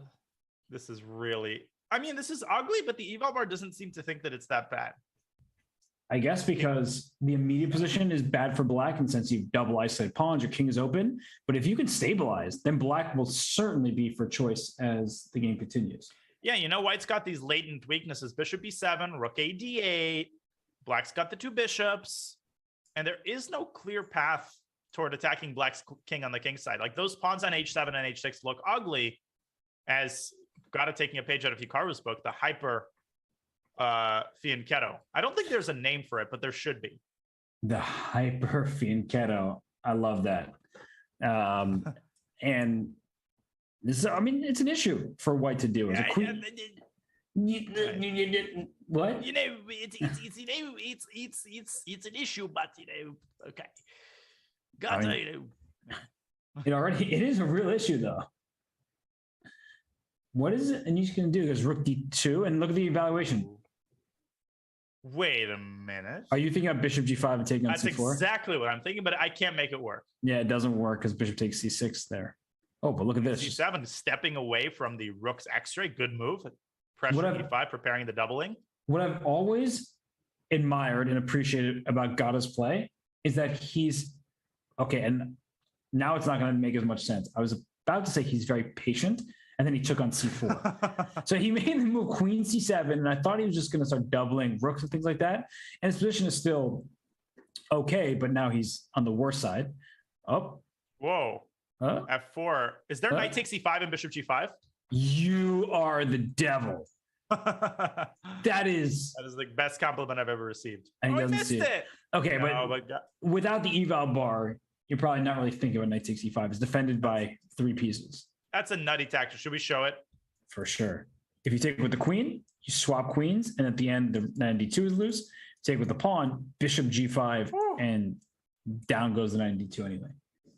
That's a sick tactic. And without it, white just gets all of the advantage to the position. Gata going after the c4 pawn. But now the possibility of white going f5 is very scary. Not yet, though, because of bishop g5. That's right. But maybe after knight e4 or knight f3. And very importantly, not just the c4 pawn, but the d3 square is covered. Queen d7 hits the knight, and then you would like to trade queens because black is the side with the less safe king and the better pawn structure on the queen side. But the d3 square is covered, so that bishop on f1 is a heroic piece. Yeah, it's the cog that makes the entire machine of white's position run smoothly. So Gata, we see him on camera here. He's trying to figure this one out. He's doing decently on the clock, but his position is now where he's having his issues. I mean, I'm just really worried about knight e4 and f5. Like queen d7, knight e4, queen takes a4. You can take all of white's queenside pawns. That doesn't matter. What does matter is that the king is kaput after f5. Yes, looks like you're allowing white a free hand over here, but I don't see what to do. It is looking very bad for Gata, so we'll keep an eye out on this, and maybe we should go to another game. Sure. What game catches your eye? This is back to Hikaru's game. Sevian seems to be doing pretty decently here. Yeah, look at the advanced pieces for white. It's white's turn, and the question is, are you afraid of knight takes d5, pawn takes d5 at this moment? Because you can trade on e7, but that does allow black's pieces to get out. What would you do, Daniel? Would you trade or leave the knight? You're asking me all the difficult questions. I would consider preparing for it with knight d2. And then if rook f6, I want to park the knight on e4. Because the problem is if you don't do that, after rook f6, you can't go knight d2 any longer because f2 hangs. Right. So you're just trying to wrap that knight around and use the newly vacated square. I like that. I'm a fan. He's got king g2, so I think the general idea is similar. He wants to make sure that rook f6 does not come with tempo after the trade on d5, which I can get behind. Yeah, no, and there's also a c6 type of ideas to to attack the knight and may force some trades, open up some lines for white's pieces. It's a very complex battle, and it says even on the eval bar, but okay, that's neither player knows exactly what's going on. Let's go to Zhumabaiev against Fedoseev. We haven't checked out that game, and Zhumabaiev at 4 out of 5, as is the big fish. And the last move played, Danya, F5. And Renat is sinking into a monumental thing here. He's got under 4 minutes now. What is happening? I'm still counting the material, by the way. Black is up a pawn. This one here. Black has 8 pawns, white has 7. Let's see, 8 minus 7, carry the 1. Multiply by 10. Okay, you're right. And he trades queens with his rook d1, saying your pieces aren't getting out very easily. And c6 is a way to secure the d5 square and then get your bishop out. But at the same time, look at the dark squares when you play c6, and only one side has a dark square bishop. Yep, and that side is white, and that bishop could travel through e3 to c5, as you're indicating. White could also throw an a4, a5, try to march that pawn up the board. And if black plays a5, then the b6 square could end up loosened. So definitely full compensation, right? No question about that. Is there more than enough compensation for equality? Probably not. And I love Fedoseev's move knight d5. Yes, very mature decision. I also love his lead on the clock, because maybe you have compensation of the board, but you don't have compensation for the pawn and the 3.5 minute deficit. And if you even up the material after rook takes d5, but black develops bishop e6, and there's not much clarity here. Like, even in a classical game, this could go on for a long time. Opposite colored bishops doesn't just mean a draw. And with the lead on the clock, Fedoseev is going to try to flag the guy. Compensacja. a4 anyway. So he's played a4 even though the knight is no longer on b6. And I guess the idea is to play a5 and activate the rook through a4. Okay, and if I play just bishop d7, a calm move, I was wondering if there's a universe where white sacks in exchange to get his b7 pawn, but it's not here. Well, you know what else could be the idea is bishop d7, maybe rook d4. And perhaps the idea of a4 is to, in some cases, prevent b7, b5. Oh, no, that's like that. I really like it a lot. That way you don't have apples. You even up the material without giving away your bishop pair, and then you can later play e4 to undouble your pawns and then get an advantage on the king side. Wow, no, that's cool. Exactly. I like that. And a5. I guess we're about to find out. Rook d4. Maybe bishop d7. C3 also. C3. And if I just take you, you're going to take with the knight. Rook c4. Can you get away with that? Yeah, you can, because this bishop's loose too. Oh, I'm kind of doing your bidding for you, though, opening up the queen side. But if white doesn't have any direct targets, then let's not forget that the c7 pawn will be a passer after c3. Yeah, no, for sure. And I'm looking at the clock. Fedoseev's finally spending some time here, and it's not an easy choice. You do not want to play knight back to b6 just to defend your pawn. The knight came from there. It would show you that your intentions were incorrect to begin with, and then white will just continue developing, and that looks problematic. So c5. Whoa. Oh, rook c4. He wants b6, so he wants this construction potentially with another hyper fianchetto. I'm into it. I'm really into what Fedoseev. That is so instructive here. Look at this. Wow. Black has an extra pawn over here on the queen side. You have stopped any sort of b4 stuff. The bishop on c1. Is that really a bishop's advantage when your bishop is not finding any open diagonals to work with? So the knight on d5, it can be defended very easily. e2 will be loose, but don't take it right now, because there will be a discovery in either direction. And that's exactly what white wants, is to sort of open the position up, because right now it's closed and black's pieces are superior. And I think what you're speaking to in general is one of the hardest skills in chess, this idea of giving away a certain portion of your material advantage, sometimes even all of it, converting that advantage into positional pluses. When to do that, how to do that. This is a great demonstration of that skill by Vladimir, who is poised, I think, to win this game, although his time advantage is dwindling. Yes, and I'm just going to go back to some of the other games we had open, because Yuri and Gadakovsky is looking very interesting, with not interesting, I guess, for God is King, because knight f6, simply an EF. Yeah, got offered a draw, which was declined. Apparently. Exactly. Probably with that response by Yuri. Yeah, no, I don't think there's any universe where Anish even mouse slips and clicks draw, because this king is just being hunted, and this bishop. Ugh, no, this is over. Hikaru and Sevian. Whoa. What's the material count? Extra exchange for black. Oh, look at that C4 square. That knight is chomping at the bit. Wow. I mean, this is closing down. No open files for that rook, and that B5 pawn. That's worth an exchange. So Hikaru might want to. Can he prevent the white knight from getting around to C4? I mean, you could play rook takes C7 first, trying to save a little bit of time. But I can take and then. Right. Man, oh man. And then if the king gets to E4, white's just going to have a incredibly watertight construction there with serious chances to make something of the queenside advantage. And another question, Donnie, is if rook C7, can I play rook D5? Can I keep the rooks on the board and try to play for a win that way? But don't I have C4? Well, D4 will be hanging. Yes. Okay, well, we're going to have to find out. He didn't even think I guess he it. goes for the first option. Yeah. He has proposed it, so it must be bad. Yeah, not going for that. So here comes the king to E4. This knight can go to C4, but the rook will slide to A7. And it might just be a draw. It might be that white's position, as nice as it looks, you are down in exchange. So perhaps he can't make progress. And there's a, what are you going to say? There's a cool line there where you sack the knight on A5. Show me. Oh, but I guess, okay, king E4. Okay. Let's G5, just make a random move. Knight C4, rook A7. The concept is like B6, rook A8, knight A5. I know this is very far-fetched. That's just what caught my fancy. Nice, because the rook can't get on the B file because the pawn takes care of it. So it wouldn't pan out, but it's something to keep in mind for sure. And knight C4 played, rook A8, king E5. He doesn't bring the king up yet. I guess the only way to stop that is king to F6, but then even knight B6 looks appealing to me. Right. Hikaru trying to freeze the king side with H5.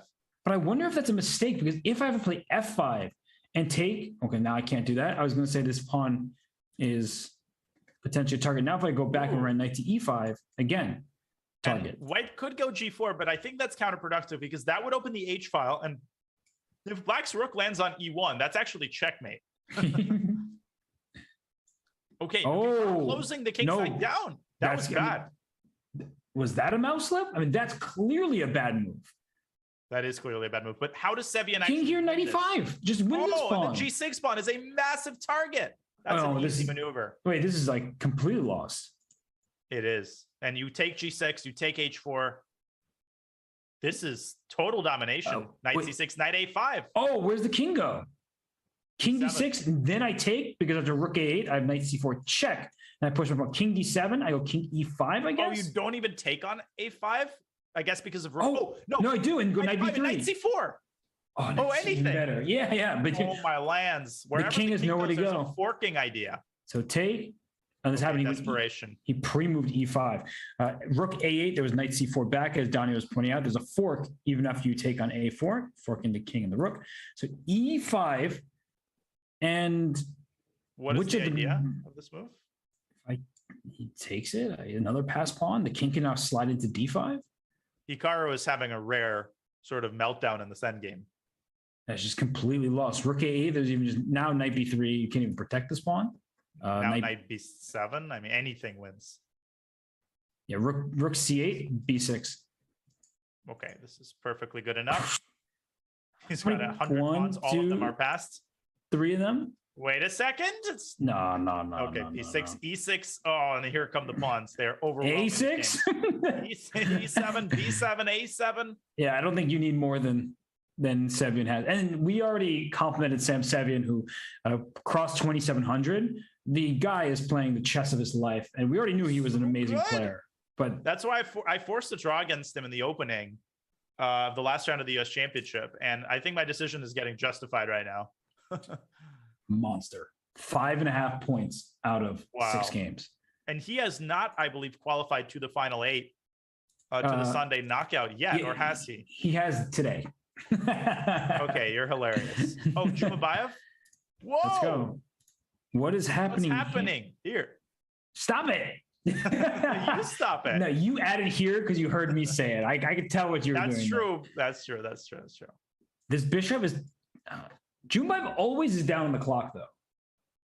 Yeah, and this is a trend. Winning position, but 20 seconds. He beat Jeffrey, but this is a lot less winning than his game against Jeffrey, right? What's the material count? White's up like 6 pawns? Literally, you're not even exaggerating. It's more like 4, but... It's 3. 3. Okay, you are exaggerating? Okay, but he's not going to make it. No, he's definitely not going to make it. Unless he finds a way to mate the king in the corner, but I don't think he will. He wants B4. D8, though? He wants B4. Okay.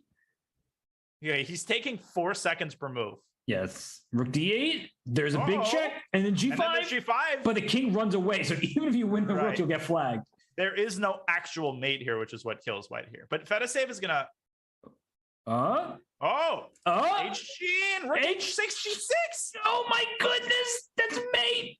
Oh my That's God. mate. Oh, but now he's going to get his king up. He's not going to make Just move. King H4. rook 65. Take that thing. Oh, he should take it. Oh my God. This is so close to mate, but he's not going to make it. Nor is he going to mate it. No, he's moving too slow. He wants it, but he's going to go rook takes e5 at the end. And there's at no exactly the right moment. Yeah. Oh my gosh. One move away. Yeah, he's flagged. Oh, that is a painful, painful way to go down for Renat. And that was a big game. Yes. That was a huge game, and we've one game remaining. Oh gosh, are we about to get a rook on rook flag? Poor Harika. I don't know. Well, she's playing quickly enough. Oh, that's the great thing is that white can just park the rook anywhere. Yeah, no, and if you win the pawn on h4, you're left with a rook pawn. So that's why you can win the pawn, right? You could take on h4. Even a drone could defend this. I see what you mean. Oh, right? Oh, wait, no, I thought that was more. Yeah, you lose a pawn, but you draw the game. Wow, how many times have we had this setup? Right. It must be a 50 move rule by now. Credit to Vladislav, though, for not repeating. Like, he's putting his rook on different files. And well, he should go h4, but then it's definitely going to be a 50 move rule because white's just going to take and then. Yeah. Wow. This is ridiculous. He's trying, and now it's a draw. 50 move rule complete. And also, look at the final clock, by the way. She cut the time deficit because her pre-moves were very easy. Yeah, and that's among the most tilting situations when your opponent could just make pre-moves and there's nothing you can do about it. Mm-hmm. So Sam Sevian is in clear first with 5.5 out of 6. Incredible result so far. Yeah, he's a beast. Sam Sevian. So we're gonna get Sevian against Fedoseev, I guess, in the next Battle round. of the Titans, and Hikaru, he's got 4 out of 6. He's gonna have to step it up here. Juba was 0 out of 2 to start. No, he's half out of 2. He lost the second game after drawing the first. But he's on a little rampage. And Gata falling out of the top 8. He's gonna have to win a couple games here in the last 3 rounds. Yeah, you could argue that his time management has been a little sloppy. Is that a pun? Yeah, sloppy. Yeah, but what do you mean sloppy? Like, what is that a pun on? He's been sloppy, but his name is Sloppy. Whose name is Sloppy? Komsky. Oh, Tiger Schlappy.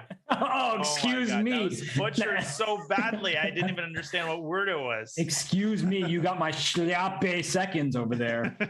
It's Tiger Schlappy. My bad, okay? Okay, you're forgiven. Gosh. That was good, though. That was a credit for trying, participation medal. Thank you. I'm trying to join you here, and you're just giving me a hard time. No, I'm commending you for the effort. I truly was a misunderstanding. I wasn't trying to be a pedant.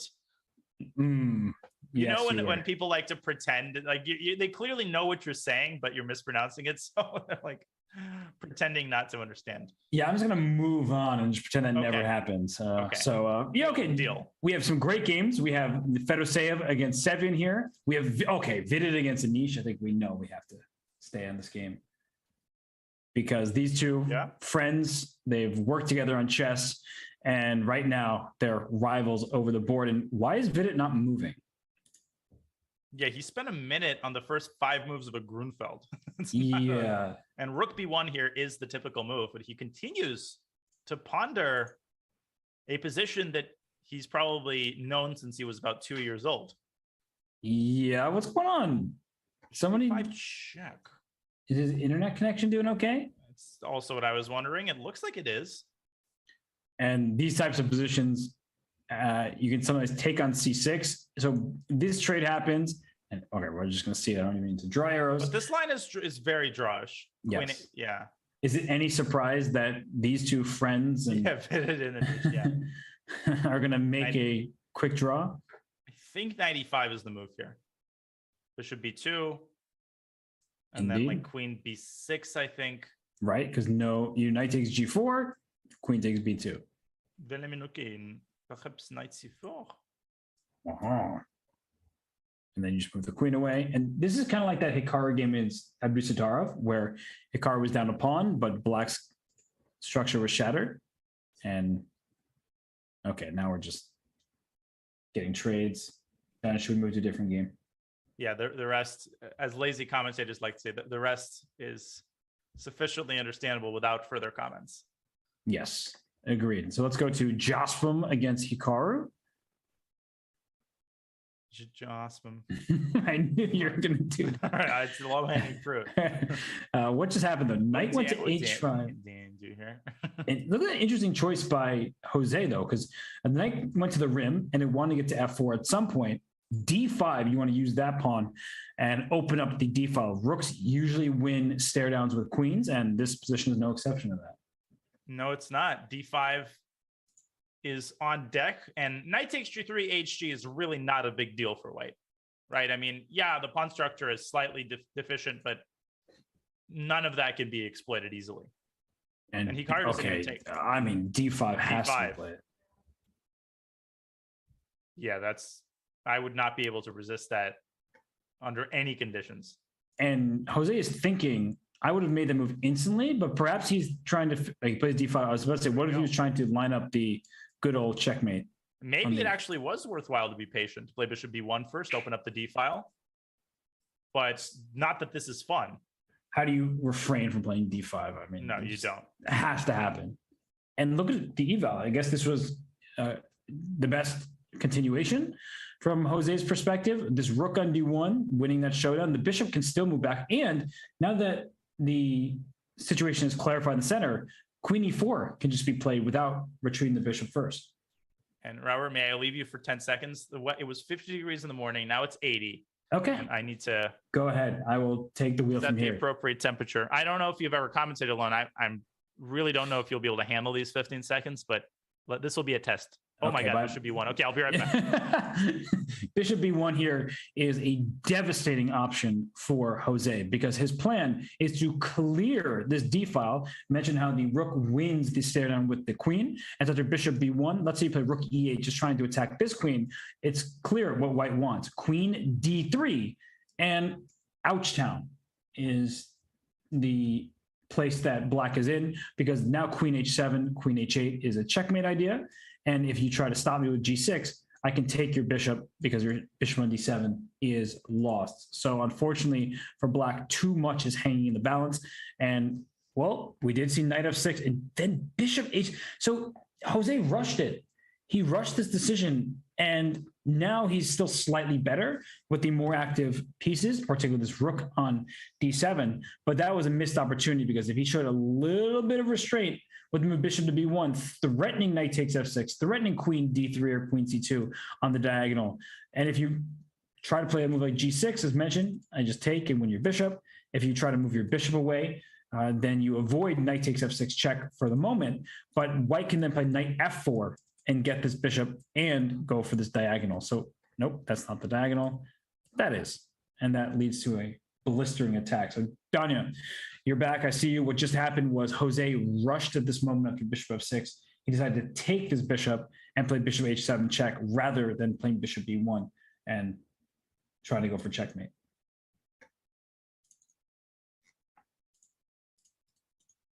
It's funny because Danya tried to talk. I tried to talk I heard everything you were saying. That's a really bad misjudgment by Jose Robert. I think he had to realize that he can squeeze a lot more out of this position than a slightly better positional advantage.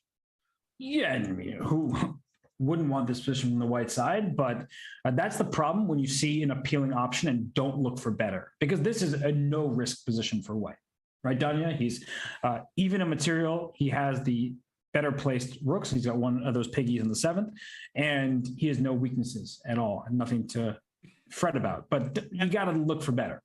From personal experience, I will say that the other hard thing about this is you almost never believe when you're winning against the card. You're like, this can't be, this is too good to be true. And subconsciously, you often tend to play conservatively, even though you don't actually want to forfeit an opportunity to win. And Bishop E1 is basically winning. I mean, it was cut and dry. Yeah.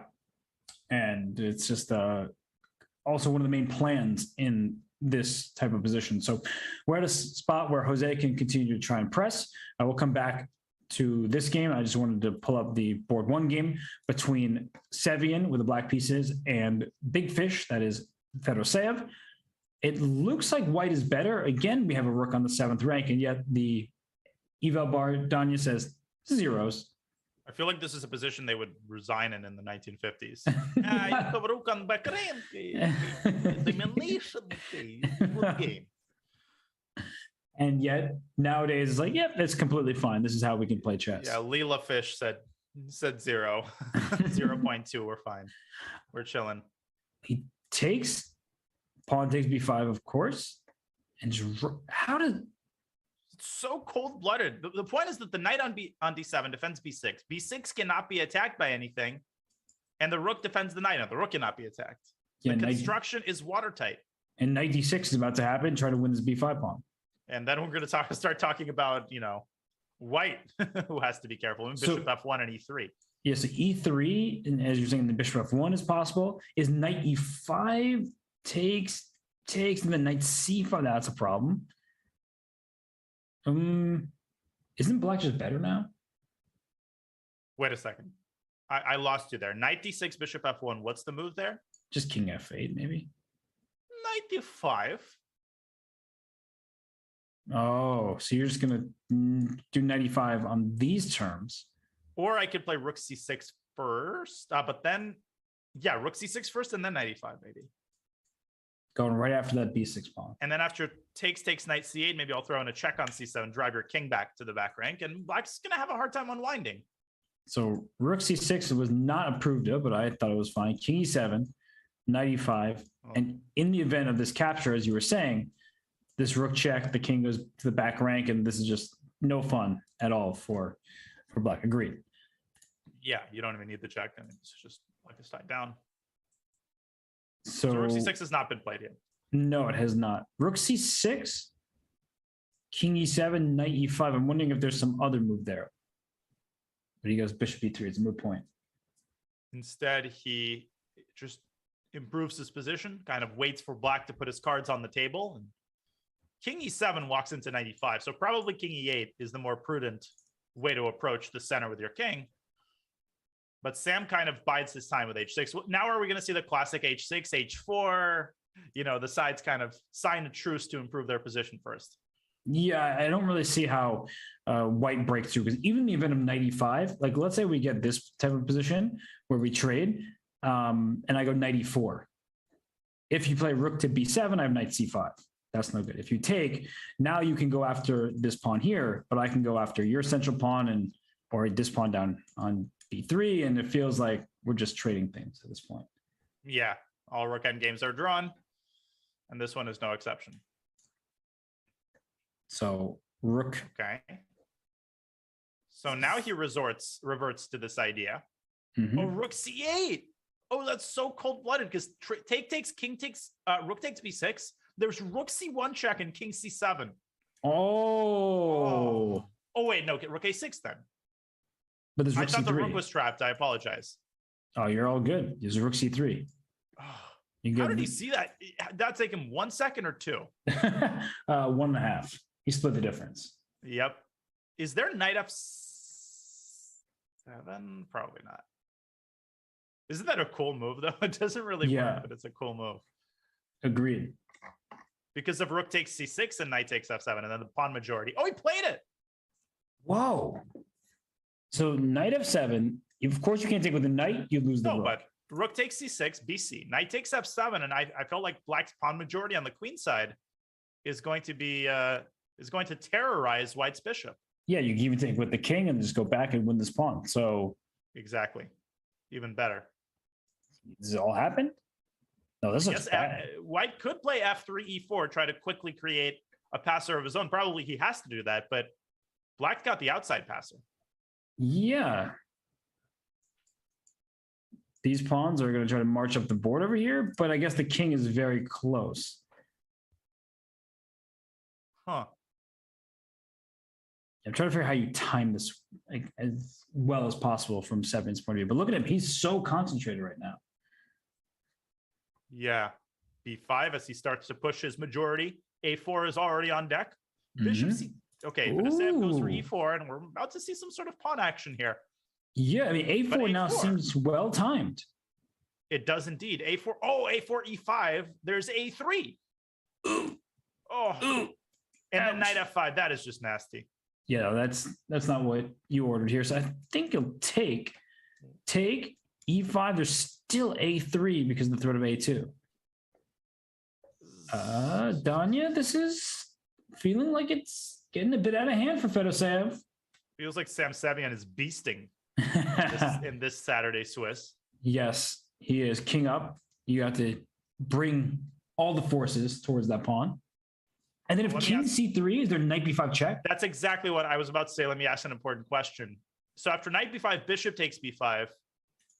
I think that's winning for black, but white can also go king b4, but then f3 hangs. Right. And if you take this way, this has to be lost. Right. I just use my outside pass pawn, and then I start winning your central pawns, and my king keeps going. Pac-Man style.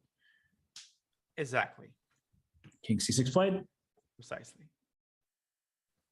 King c6. Where to go from here, though? If I play e5, there's still knight b5. Wow, what a calm Bishop move. c2. Like nothing is the matter. Just attacking the pawn, trying to force it forward so that white's king can pick it off. And then you're welcoming king to b5, but you're taking away the square from the knight. But wait a second. If black plays a3, and white can't really go king c3 because of knight b5 check, our old friend. And he what? He took there? Really, Riley?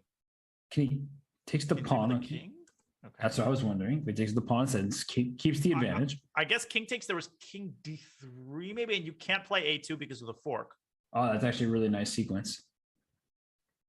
So bishop b. I mean, this feels like it should be winning for black somehow. But the problem is that both of black's pieces want the b5 square, but there's only room for one. It's like Tall's quote. You take your opponent into a dark forest where 2 + 2 = 5, and there's only room back for one. So now the king wants to go to b5, but it can't. And Fedoshev creates a passer. Yeah, now too many pieces are being traded. So where was there another opportunity here instead of g5? And if we just a few moves ago, it felt like black was closing in on some kind of advantage, but I guess bishop b3 was really nicely done. You could play knight f5, but your king can't really leave as your. Well, what if you bring your knight to e7? It takes too long. Oh, yeah, and then again, like white could conceivably sack the bishop for the pawn in some situations. But a draw is a good result for Sam. It essentially guarantees qualification. We know that 6 is the golden number. He obviously wants a good seeding. You don't want to play Hikaru in round 1. But what could happen here, because Hikaru is having a rough go of it, and we should check his position as I talk about this, but Hikaru might end up being like 7th or 8th seed. And what's going on here? How is he better? How does he do it? Jose's turn. Hikaru just declined a draw. Yeah, so knight g6, king g8, knight e7. You can even take it and then try to claim you're better with your outside pass pawn. I think if white takes b6, though, I find it hard to believe that black could make progress with such a king. Right. But can black make progress with an extra 50 seconds like what? Lock? Hikaru will find a way. I can guarantee you he will find a way. H5 was not expecting that. Ooh. G5 square. Yeah, that's one that the knight is happy to hop into. Happy to hop into. Knight G5 even now. He doesn't go for it. Now, what can you tell me about a queen trade? Is that should still be a draw, but that would be a lot harder to defend given the time situation. I think objectively, like from a over the board chess perspective, it's pretty easy to hold, but from a time perspective, you lose. Uh-oh. G7, G5 is a very unpleasant threat. And if white plays F4, he weakens the G4 square. G5, and the queen goes out that way. It has to, otherwise H4 comes. Right. And then maybe white even has F4. So white's still not losing this game, but the clock situation is worrying me. And if black's not careful, I mean, knight G5, knight and queen combination, we know how scary it is. Even here, knight G5 is possible. Because he's checking on E6. But Jose, I just don't get the sense that he's playing this confidently. Although for now, he's holding tight. I feel like something's going to be blundered here by one of the sides. Yeah, he can't move his knight, and that's the frustrating thing. So he goes queen b4, so knight g5 perhaps is his idea, or knight f2, just for that check on g4. So I like knight f2. It goes back to e1. Oh, I like that move, though. That's good. You just make sure you cover these squares and puts pressure here. Queen e8, queen e8, and queen e8. Rook g3, queen e8 looks good. Queen g7, you could always return to e4. Oh, and then rook takes h3. Almost works. Wow, that's actually nasty. And don't go queen g7. So much extra time for Hikaru. He keeps milking and don't play seconds every move. Knight g5 actually was possible. It looked like you hung a piece, but then there was that queen a7 check. Ah, nice catch. But Jose, Hikaru has made no progress on the board. He's made some progress on the check. Check. Queen g7, queen a8. Jose's taking way too. Oh! Whoa! Jose, what you doing? Come on, Jose. You can't miss that. That's absurd. And can you just bring his rook back? Because queen a1 it's check. Winning. There's too many pathways, too many mates. No more checks. That's game. Jose, that can't happen. You can't blunder something like that. And it looks like I'm just seeing this now. Jose offered a bunch of draws earlier, and Hikaru obviously did not accept. But I feel like Jose came in with the mentality. And again, am I sitting here not playing the tournament and criticizing? Yes. But I don't think Jose's mentality was right this game. I think that this is the same thing that influenced his earlier decision not to play bishop b1, a move that he is very capable of finding. Right. And he just went in for the simple method, and then in the end here, he just blundered. So win for Hikaru Nakamura. That's a huge win for him in the standings. How is Komsky? Not good. Answer bad on the clock, bad on the board. Yeah, I can't look anymore. How's Jeffrey doing against Serrana? Oh, my lands. This is... Buckle up, ladies and gentlemen. Yeah, Whoa. Go back to G8. And then move your king. A2, H8, we're going to get a mutual promotion. Black's going to have one pass pawn remaining. Oh, just check on G4. If you King H2. Oh, my gosh. Black's going to promote both pawns. But clock. Throw in a check. H8 queen, move. They're working fighting. I would play H8 queen and then take quickly.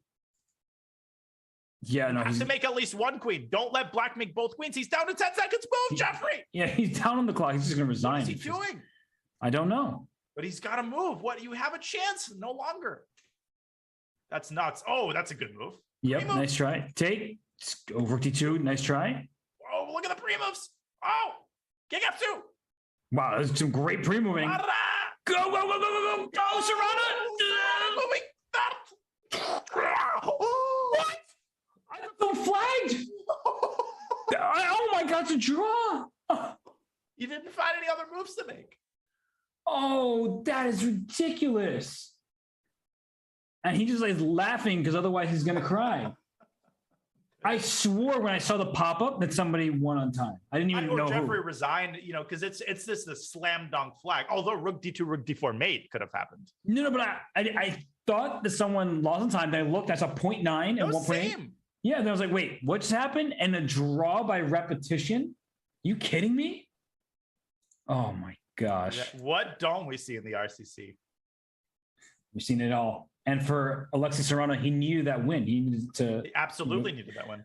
Get up the scoreboard here, and we look at our top 8 contestants. Parham, we haven't said his name a single time today, and there he is in 8th place.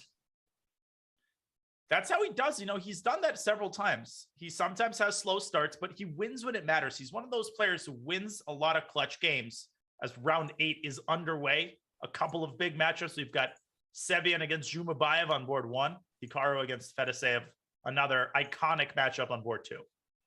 Yes, so we have our options. We'll see if the players are in the spirit to make a draw. But at this point in time, with Hikaru at 5 out of 7, like, why should he just make a draw? He's going to qualify. No, so he needs to play for a win with white. Yeah, he wants to get the white pieces. I get that. And, ooh, look at Fedoseev. He's playing himself a little Sveshnikov. A little Sveshnikov. Hikaru offering a draw. It's funny because I had my hopes up. Normally, I would have expected them just to make a draw, but then I got my hopes up when I saw Sveshnikov. Because there was no Berlin. All right. And yes. That's the pre-appointed, court-appointed draw. That seems to be the choice of everybody in the RCC. And another draw. Look at this. They are exploring and blazing the path of new ideas. It's really fascinating. I've never been so mesmerized. Was there another draw between Sevian and Zhumabaiev? You know what I'm mesmerized by? Novelty. Novelty. Was there a bishop sacrifice in this game? Oh my gosh, let's take it back. There was. Is that a mouse slip? That's a blunder. How could he? This? Yeah, what is that? No, but that's a free piece. A4. And the knight is dominated by the pawns. Are you kidding me? Do you think that this move gets a brilliancy on chess.com? Like the I don't think it just gets the novelty of the year. No. It gets the novelty of the decade. Oh my gosh. And then knight d4 and then d5? Wait, that's the what is that? That's not legal. Someone cheated. Are they playing like no castles chess or something like that? Yeah, what is that? My opponent cheated against me. I'm gonna have to hit up chess.com support. There is nothing on d6. Yeah, wait, what do you take? How do you take something when there's nothing there? Danny Wrench. Danny, come on. What is that? That's not, what's this, magic chess? Up your gamechess.com. What, can you move your kings 4 squares too now? Gosh, and then these queens do a little dancing. Look at the dance, the tango. Yeah. Amazing. Oh, okay, well, that one's in the books. What else do we have to? All of the games are done. This is nuts. Okay, and this game is still going on, but look at Paravian. He's only spent 30 seconds. He's played 19 moves because guess what opening this was? Am I allowed to make a fake, like, I don't want to say the word, like, what happens when you eat something bad kind of noise? Am I allowed to make that noise on a commentary broadcast? Go for it. We see this all the time from Paravian, and credit to him, he does extremely well with this. I want to point out that queen d4 check looks like it wins a piece, but it blunders a queen. If you think about taking this, not only is rook takes b4 getting the piece back, but bishop takes h7 check, a little discovery tactic. And so the game continued. Whoa, what is this? Whoa, f4. Okay, that woke me up. Yeah. Woo! Please take my knight. I'll take your pawn and win your queen. And if your queen moves anywhere, you lose your bishop. This is a forcing sequence. Right. This is simpler than it looks. Yeah, but it's also just ridiculously deep preparation because we're 19 moves in, and now Vidit's thinking, and Vidit's also down a pawn. So Paravian. I still like on croissant. I could go for a chocolate croissant right now. That sounds delicious. I love chocolate croissants. Okay, anyways. Now I'm thinking about food. I haven't eaten today. I haven't either. All right, Danny, how do you feel about doing the show by yourself? I have all the snacks I need here. I've got the crispy Thai chilies and sesame seeds, which I from TJ's. And this is not an ad, just for the record. I never sell anything that I don't personally use or eat or drink. So you can rest assured, I haven't sold my soul.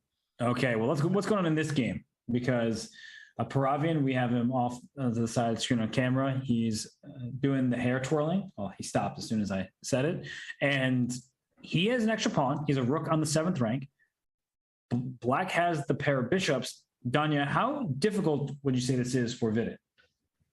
Well, I think a lot depends on the next 2 or 3 moves. So white is up a pawn. That's fact 1. Fact 2 is that if white gets that knight from c7 and wheels its way back to d5, and perhaps then to e7, I mean, I don't really see... The eval bar seems to suggest that this is almost equal. I guess there's a concrete resource here. Maybe a rook f d8. Not entirely sure. Well, Vidit doesn't seem sure. He actually probably is concerned about his position. And rook f to d8 looks like a very decent try, although the f7 pawn is suddenly loose. Bishop c4 looks very nasty. And like knight a6 ideas. So he plays g6, and we see the eval bar starting to go up. But the one bit of good news is Paravian, for the first time all game, is thinking. Yeah, this is, it seems, where he's out of preparation. What a scrub. Clearly didn't do enough deep work before the game. Yeah, so what is he thinking about here? So what move candidates come to mind? So knight d5. Well, knight d5. You mentioned that, right? And these 2 squares. Right. Knight a6, but then there's bishop b6, maybe not the most appealing. Bishop c4 also doesn't work, it seems, because of bishop b6, and all of a sudden the pieces are skewered. Uh-oh. That's not ideal. I suppose there is a very strange move here. And what's that move? Which is a4, but I think it's too slow. Mm. I feel like Paravian likes those types of moves. So watch him play it. Well, it makes a lot of sense because you're passing the move back to black, and this rook on f8 still kind of stuck defending f7. All right, and Winehouse. After bishop b6, there's knight d5. I like a4. Did you get that reference? What happened? No, I said, all right, Amy Winehouse. But I didn't know why you said it. Because of the song Back to Black. Oh my gosh, I didn't even think about that. It's a famous song. No, it is. But I was just, I didn't even realize I said that. I was just trying to make a point, you know, right. Illustrate some chess knowledge. That's also how puns work, in case you didn't know. Filling you in. He did make a pawn move, not h4. He went h3, and now Vidit not going back to d7, but rather to e6. So he doesn't mind the trade because the activity along the f file, coupled with the opposite colored bishops, would seem to give black decent chances. Danny, I was going to make another Amy Winehouse reference when you mentioned the back to black thing that I didn't recognize was happening. I was going to say, stop making a fool out of me. I actually don't know that song. You know, it's Valerie. You know, in that, sometimes I go out by myself. And I look I probably heard it because I've heard a good amount of Amy Winehouse songs. I'm just speaking song into your ears. So that's. I'll listen to it. I'm not sure if that's a blessing or a curse for you. Rook f6 is an awesome move, by the way. I love those types of moves, and you do too. Putting a piece somewhere along a file, but is it enough? That f6 pawn is indefensible. No, it's just gonna fall and then it's wow, Paravian drawing in a 4-knight Scotch. Never heard that one before. He wins so frequently that you might not actually hear about it that often. Right. But this is clear as the pawn's dropping and then it's even material, so not much hope in terms of winning chances for me. And not a great result for either of them because we were already familiar with the classic situation after round 9, right? 5.5 generally qualifies 1 or 2 people, but you need really good tie breaks. And there's generally a logjam fight for 8th place. That's right. So let's check out some of the other people who are fighting on here. We have Raunak Sadwani in the white pieces against Naroditsky Abusattarov. So Naroditsky was 3 out of 4. He made those 2 draws by just sheer will. And now we're in a situation where he needs to win his final 2 games. He's black here, Danya. This bishop on e5 looks excellent. This bishop on b3 guarding f7. Bishop f6. He's about to not have his bishop on e5.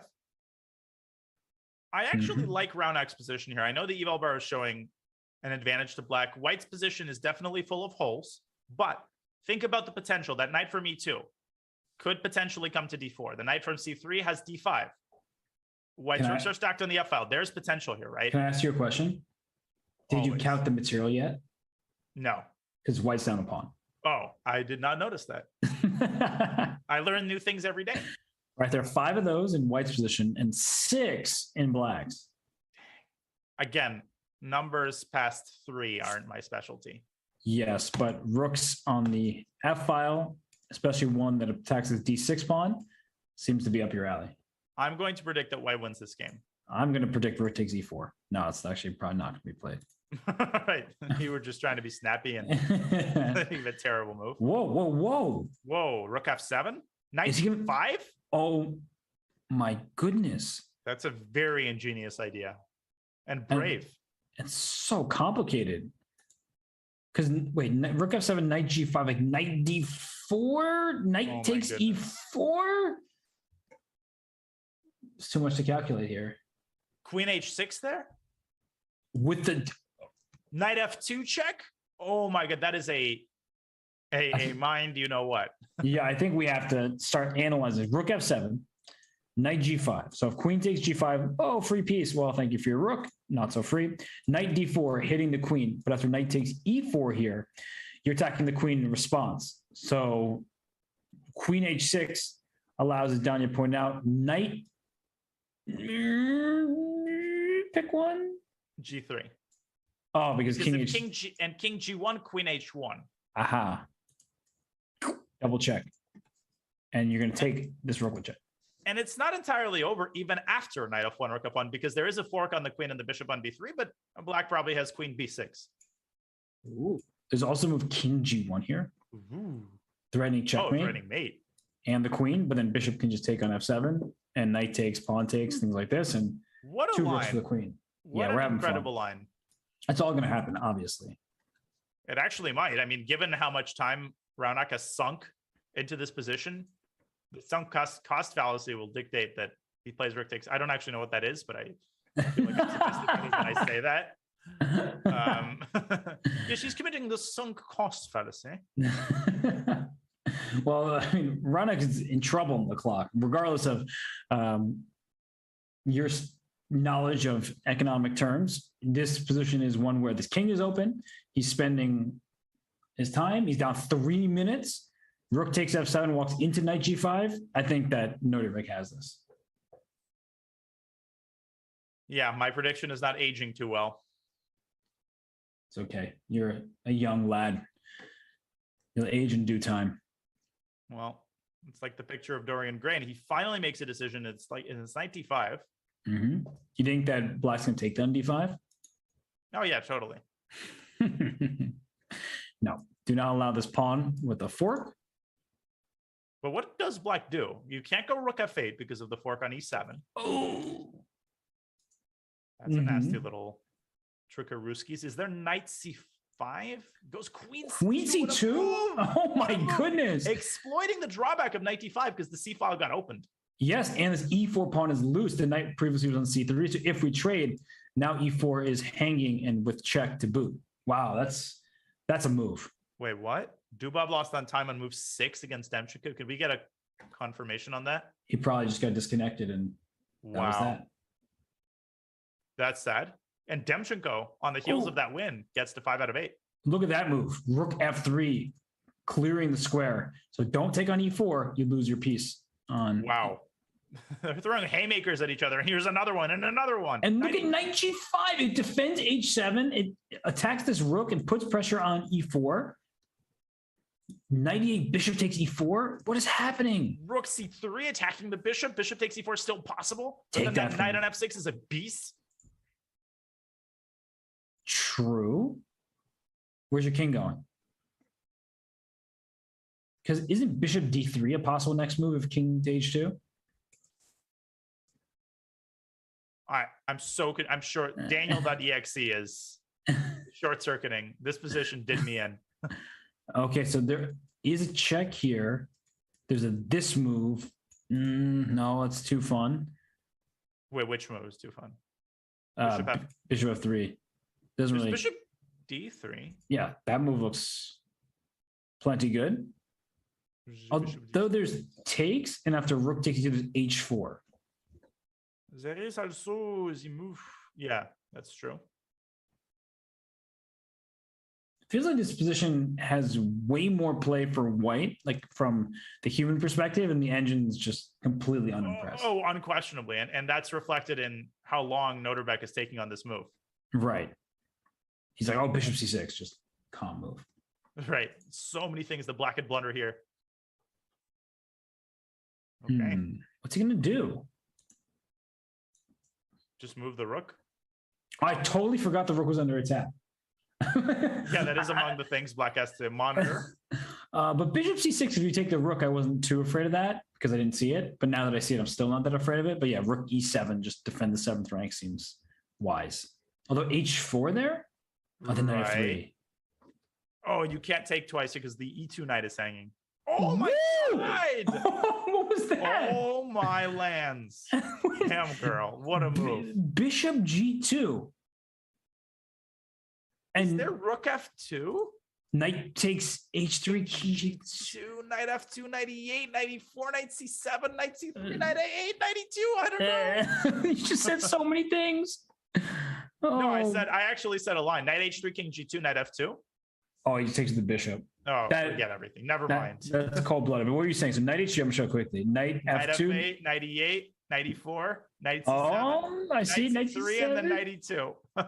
Wow. That's a ridiculous sequence where Black is up a bunch of pawns. But instead, we see bishop h3 and just simply taking back. And now, knight e4 wins an exchange, but loses a bishop first and then the knight. That's not good. So what to do here? Rook e4, but knight f4? Oh, rook e1 and knight e4. That is... No, but the knight takes h3. Wait, he's doing it, but I think he forgot about knight h3. Knight h3? And then he's going to take and play rook e2 at the end. But still, I mean, White's in the game. He's got 55 seconds, though. Yeah, no. What you can be in the game. About? He's got to do this, but he's going to have 4 pawns is Naroditsky for that knight. But Reinach is really fast. Yeah. And he's going to be eager to prove himself in bullet after his last JSCC match. No. Sorry to bring that up. So I think that Naroditsky should just give up the d6 pawn. Like go king f8 after rook d3, play rook b4. He's going up the board. I don't like that. Wait, who did Reinach lose to? I've already forgotten. Who actually pulled that comeback off? Muradny. Oh, that's right. Can he survive this, Danya? He's down to 40 seconds. He should, but he's taking way too much time. Rook d5, b6, rook d6. Oh my gosh, does he want checkmate? Himself. Does he want some kind of king f3? F3, knight g4. That's serious. Uh-oh. But here comes Naroditsky. A4. Oh. Knight g4. a3, knight f6, a2, knight rook d8. Here we go. Knight g4. He's got to try it. But after knight... Rook b5. Oh, he's going to knight h6, though. No, but rook b5. And then knight h6, you just take on g5. G5. Wow, that's clutch. Rook b5 is a clincher. He doesn't knight h6. Knight h6. Knight h6 and rook d8 is a mate threat. I guess king f8 after knight h6. Your king has to run away. That's so scary. Why not knight f6? Because knight h6 there's h6 or h5 kind of. Oh, that's what you said. Oh, and it's over a2, but rook h8, rook a8. So rook a4 first. Yes. Oh, this is clutch technique by Naroditsky. Yeah, Reinach's going down here, I think. As I said, Naroditsky would win the game. It's what you said from the very beginning. And now Reinach's just going to give up, spending all his time, but he has no defense here. Although he wants some kind of, what? That's one check. The king go to f8. But you're shifted. You don't have the right mechanism, right? The king is conveniently located on e8 where it can run to f8. Exactly. And it's over. Big win for Naroditsky Abdusattorov. He goes to 5 out of 8. He's right in the thick of things. And who else is playing? Just one game remaining. Oh, gosh. Oh, again? Is Kovalyev the new Krikor? You know what I mean. Yeah, I know exactly what you mean. Krikor always is like defending positions and then is down to his final seconds against flag. Is somebody going to blunder their rook?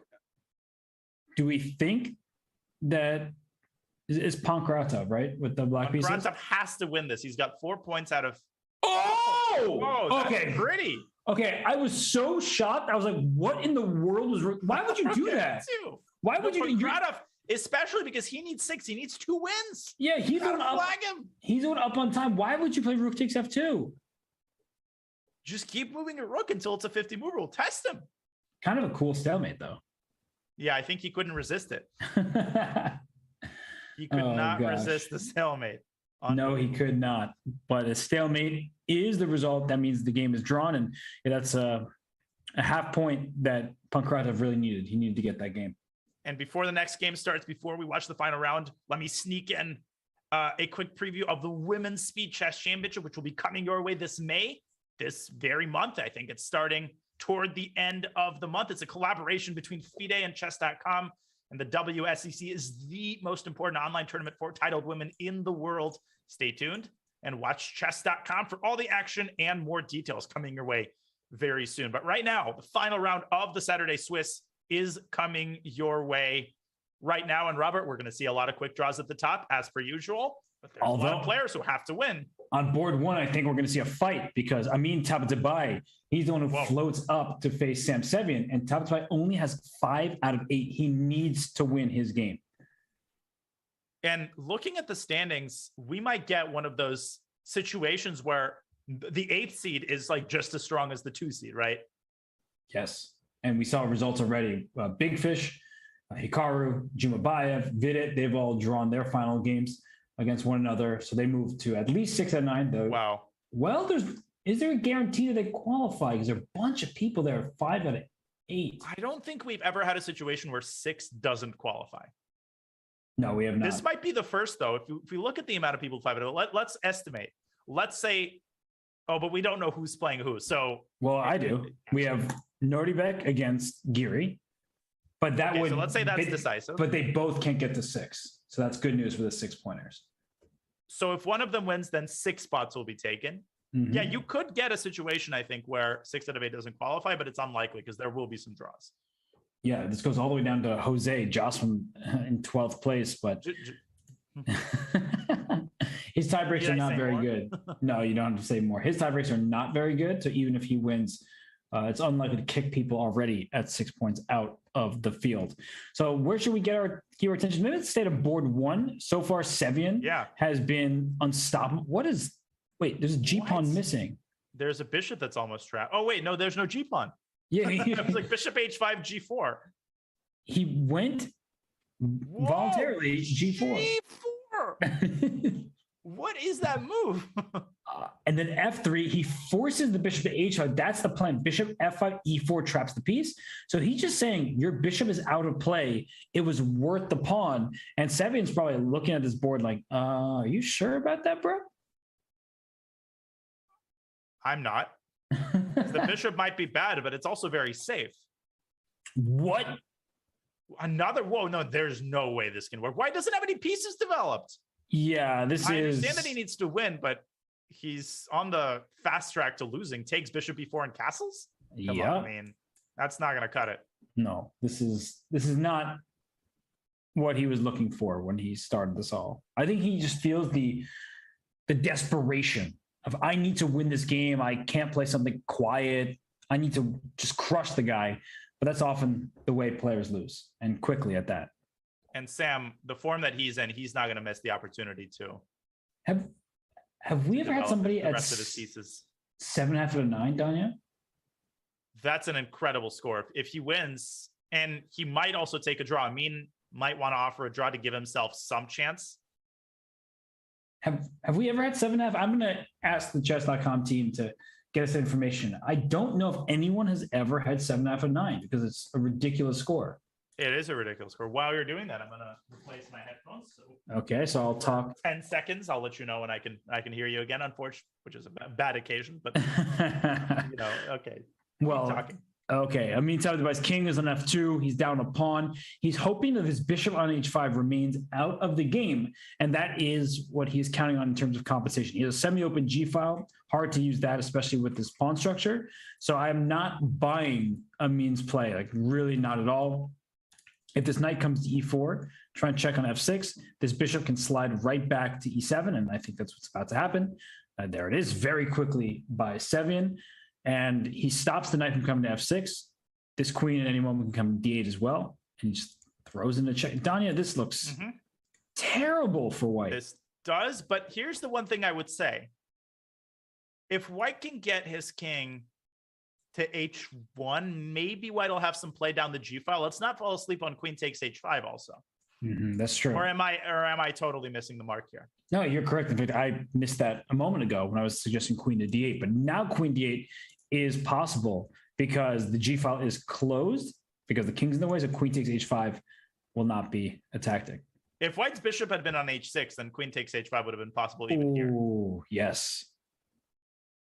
So queen c5, keeping the pressure over here. The dark squares are vulnerable, Danya. So bishop g5 even is an idea, just to trade the bishops and get the f6 square. Indeedovich. And if king h8, there might actually be a fianchetto action. Ooh. And all of a sudden, the placement of black's bishops is starting to haunt him, especially the light squared bishop, which is now out of the game. And for the first time in the game is now a serious liability. Maybe it's time for f5. Wow. f5. Defending.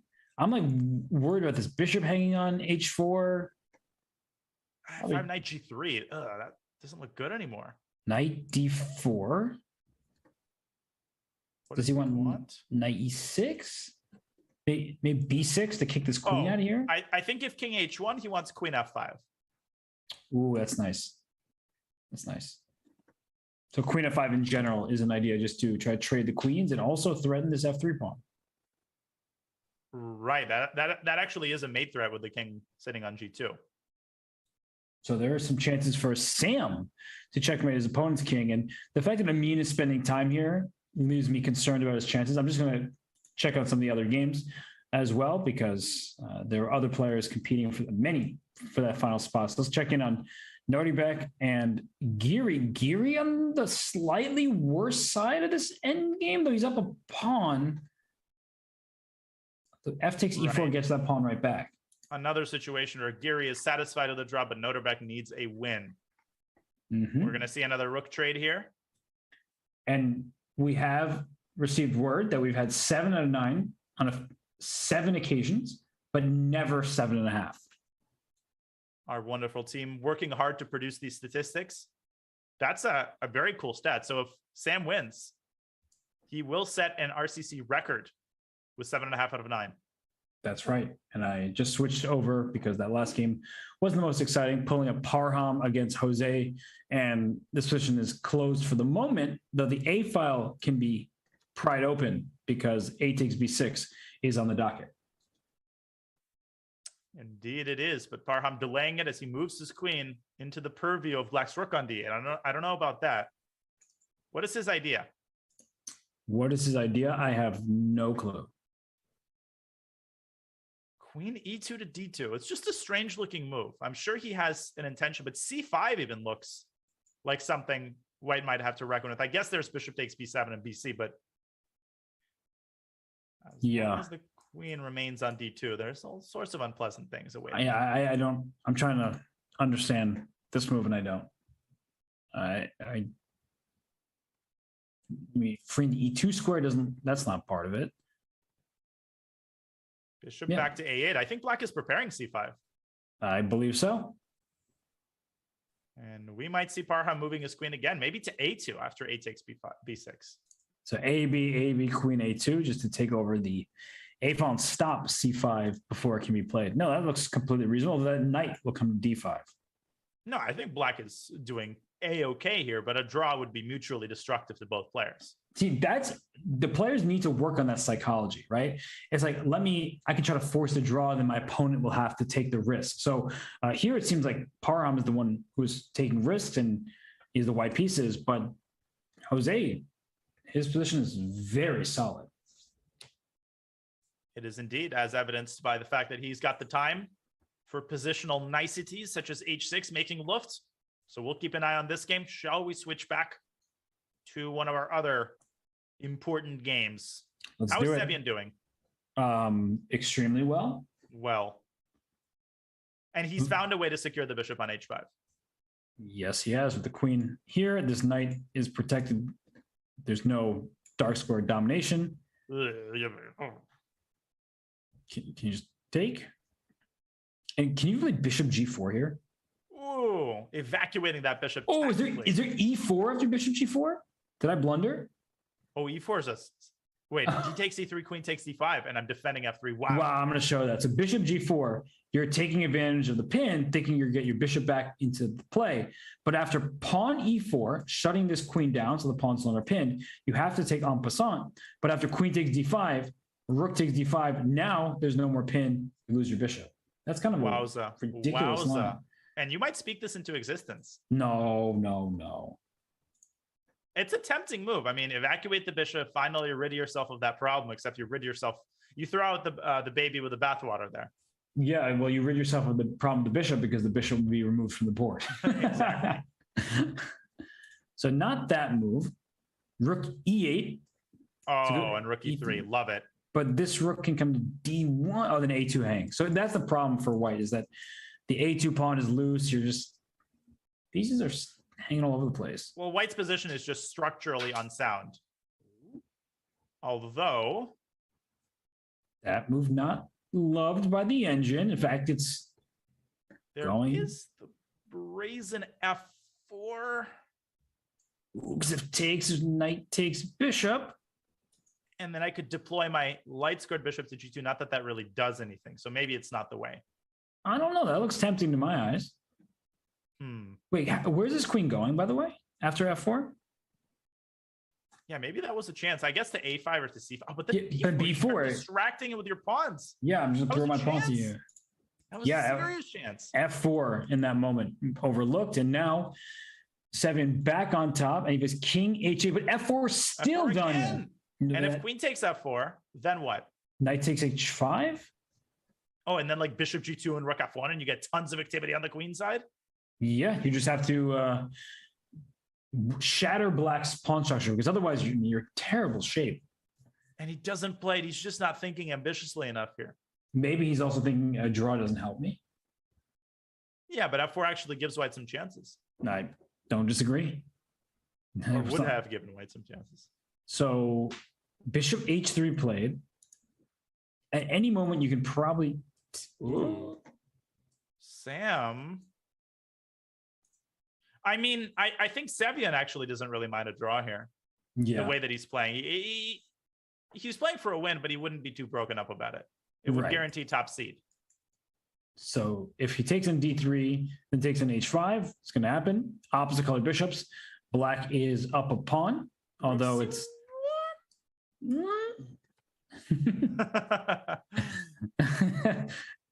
Rook e8. Oh, then rook takes d4. Then bishop f. Oh, because I can't go over d2. Can't play rook d2. Yeah. Great minds are not in this commentary. Do oh, sorry. Right. Well, we have only one great mind. I'll leave it to the chat to figure out who that is. I'm gonna move to a different game just to see, because go back and forth. Oh, good deal. Wait. Anisha's winning. What is happening here? So knight b6, a takes, rook takes a4, b7 is rook takes pawn, and rook b3 is an option. Wow, so, what a line. That was just casually thrown out. Yeah, knight b6 takes. Here, b7. Looks like you're winning. Can't stop pawn promoting, but here, doomed. Again, you know what's critical in this line? It's the king position. King position in the endgame makes or breaks a lot of these tactical lines. It's true. He played it. Knight b6. And after rook d4, thank you very much for this pawn. Thank you very much for this pawn. And thank you very much for the game. It was fun while it lasted. Knight d5. Anish will wiggle his way into the top 3 if he wins. But do you take the rook or do you take the pawn on a5? He takes the rook. Last chance for Naroditsky. Great practical try, but unfortunately for him that this pawn exists. That it's just going to... Yeah. And this is essentially all she wrote. Mm-hmm. If White's king had been on c5 here, there would have been more practical chances. But now White can't even make any inroads. Nah. So this is going to be a win for Anish. They'll get him 6.5 points and a tie for second place. We'll see how his standings are at the end of the day. And who else is remaining in contention? I think Paravian was one of the players. Our Parham against Jose, that one's still going. It looks like nothing has changed. Yeah, I feel like we have the exact same position, only 3 minutes on the clock for both sides. That's the only thing which has changed. Okay, Paravian is playing against Pankratov. So we remember how Pankratov did not win that game, and he would need 2 wins in a row to qualify. Here is the white pieces. He can stop Paravian from getting to that very important 6 out of 9. That's basically all he can do, and he's very close to doing it. This doesn't seem like a position which white can lose. Queen d8, queen a5. That looks like a good pawn to grab. Queen c2, I guess. But Yeah. black has no way to create threats. You can just play queen d4, and white is not really risking. And Paravian needs to win, but how do you win this position unless white collapses? There's just no way. We've seen everything in the RCC, so never say never, but this is going to be hard. But Paravian's going to do everything. That's actually kind of fun to watch when a player needs to win at all costs and the position is drawn. Yes. Seeing how he tries to complicate it. Yeah, it's usually knight f1. Instructive to see that. Yeah, knight f1 keeps everything safe. Yeah, this is not going to be a win. I'm going to go back to some of the other games. We have Amit Tabatabai. Nah. Opposite colored bishops. This rook on a4 is kind of weirdly placed.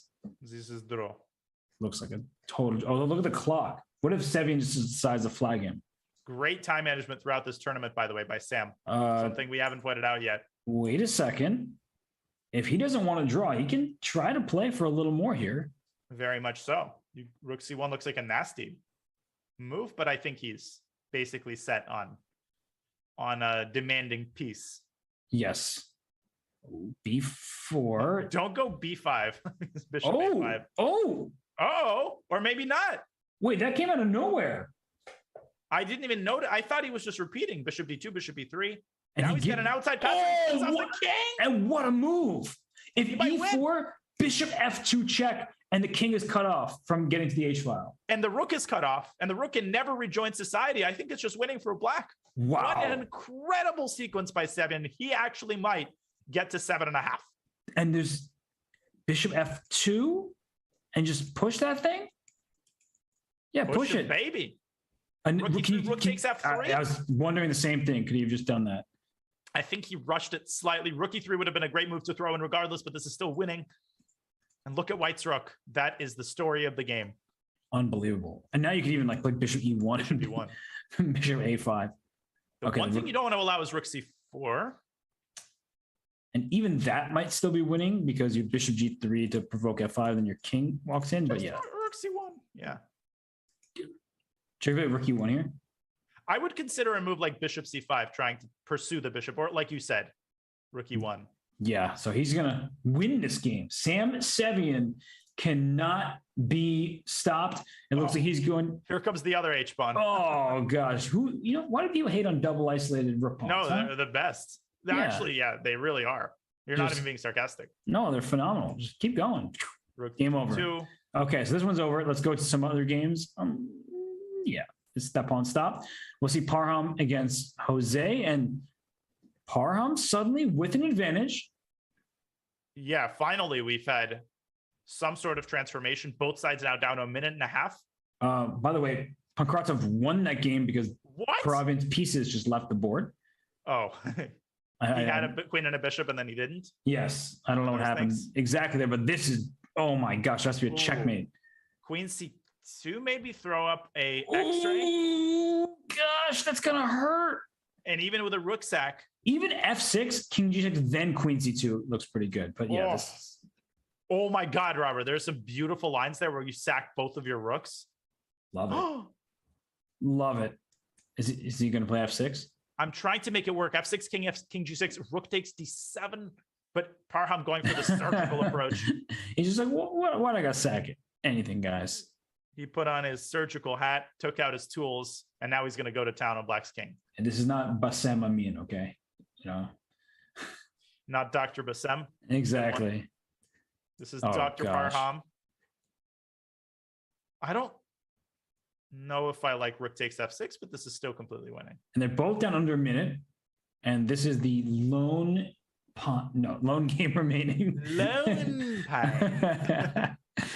Oh my gosh, all these pieces. Rook g8 check. And what's the win? Queen c. I want to play h4. I love h4. Force the knight away. And he can't go to f7 because rook g8 is possible now. There it goes.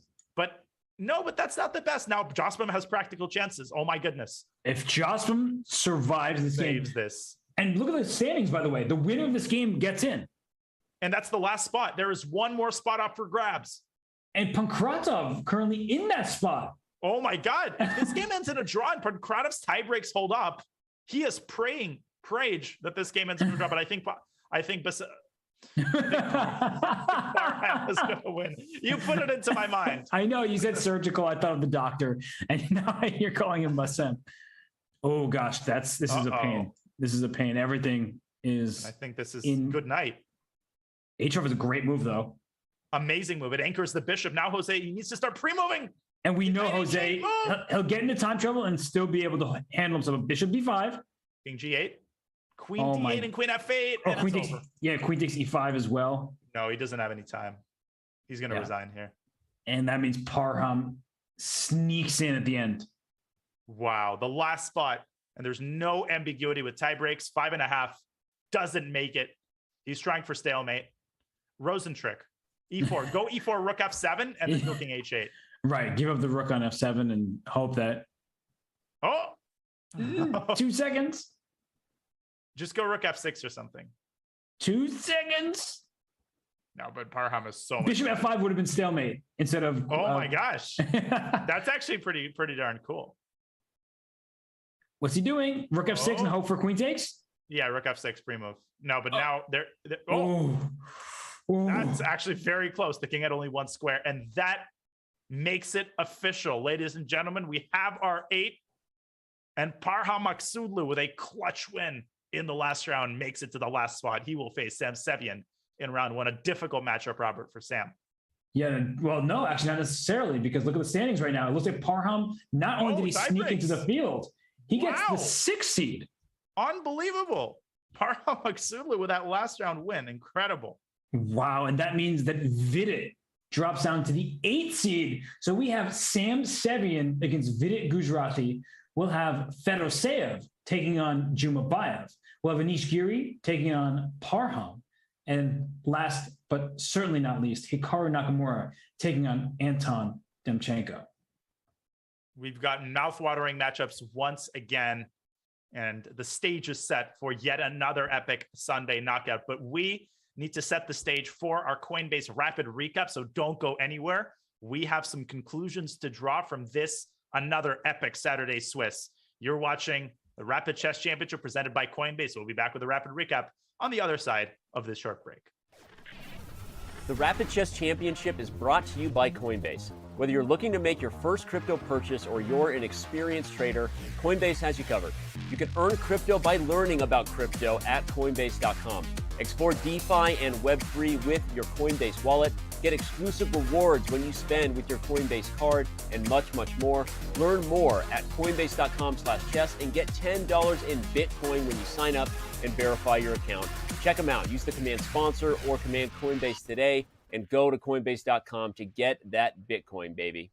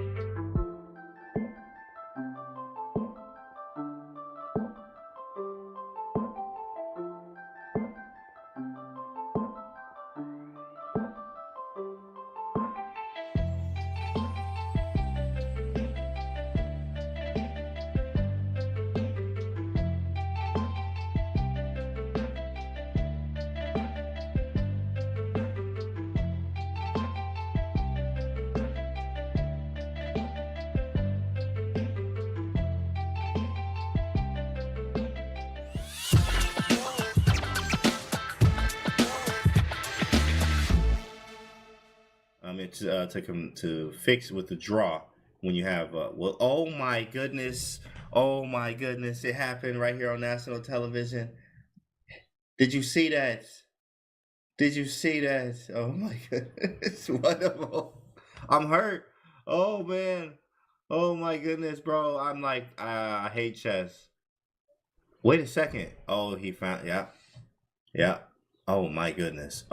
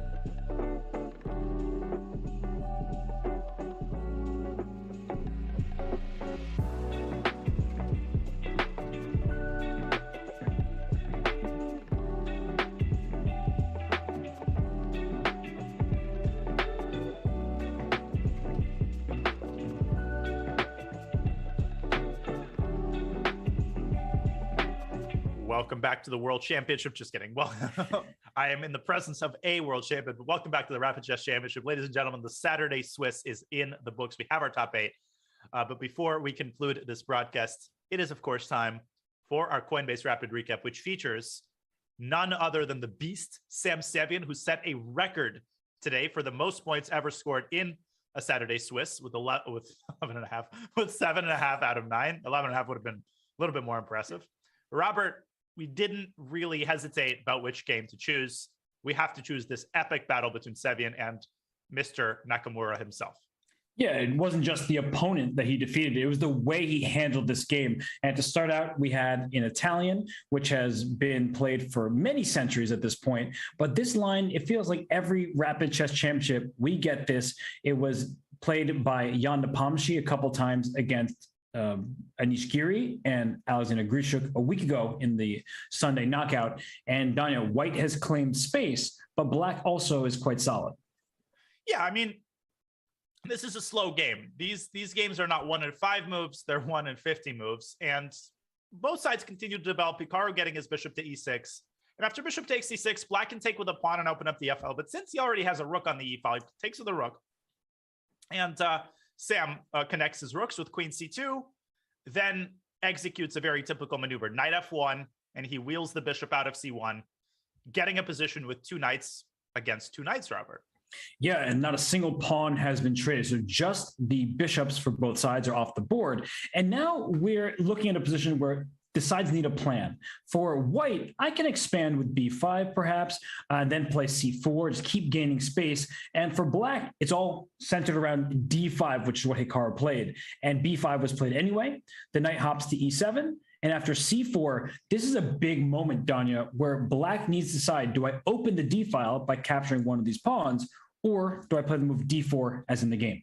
And I think the reason Hikaru decided against taking on c4 is because he's got this queen on d7, and that queen will be a sitting duck. If you think about rook 81, white gets the rooks to the center, not appetizing. So Hikaru deciding to close the center. This leads to the next stage of the game as Sam centralizes his knight.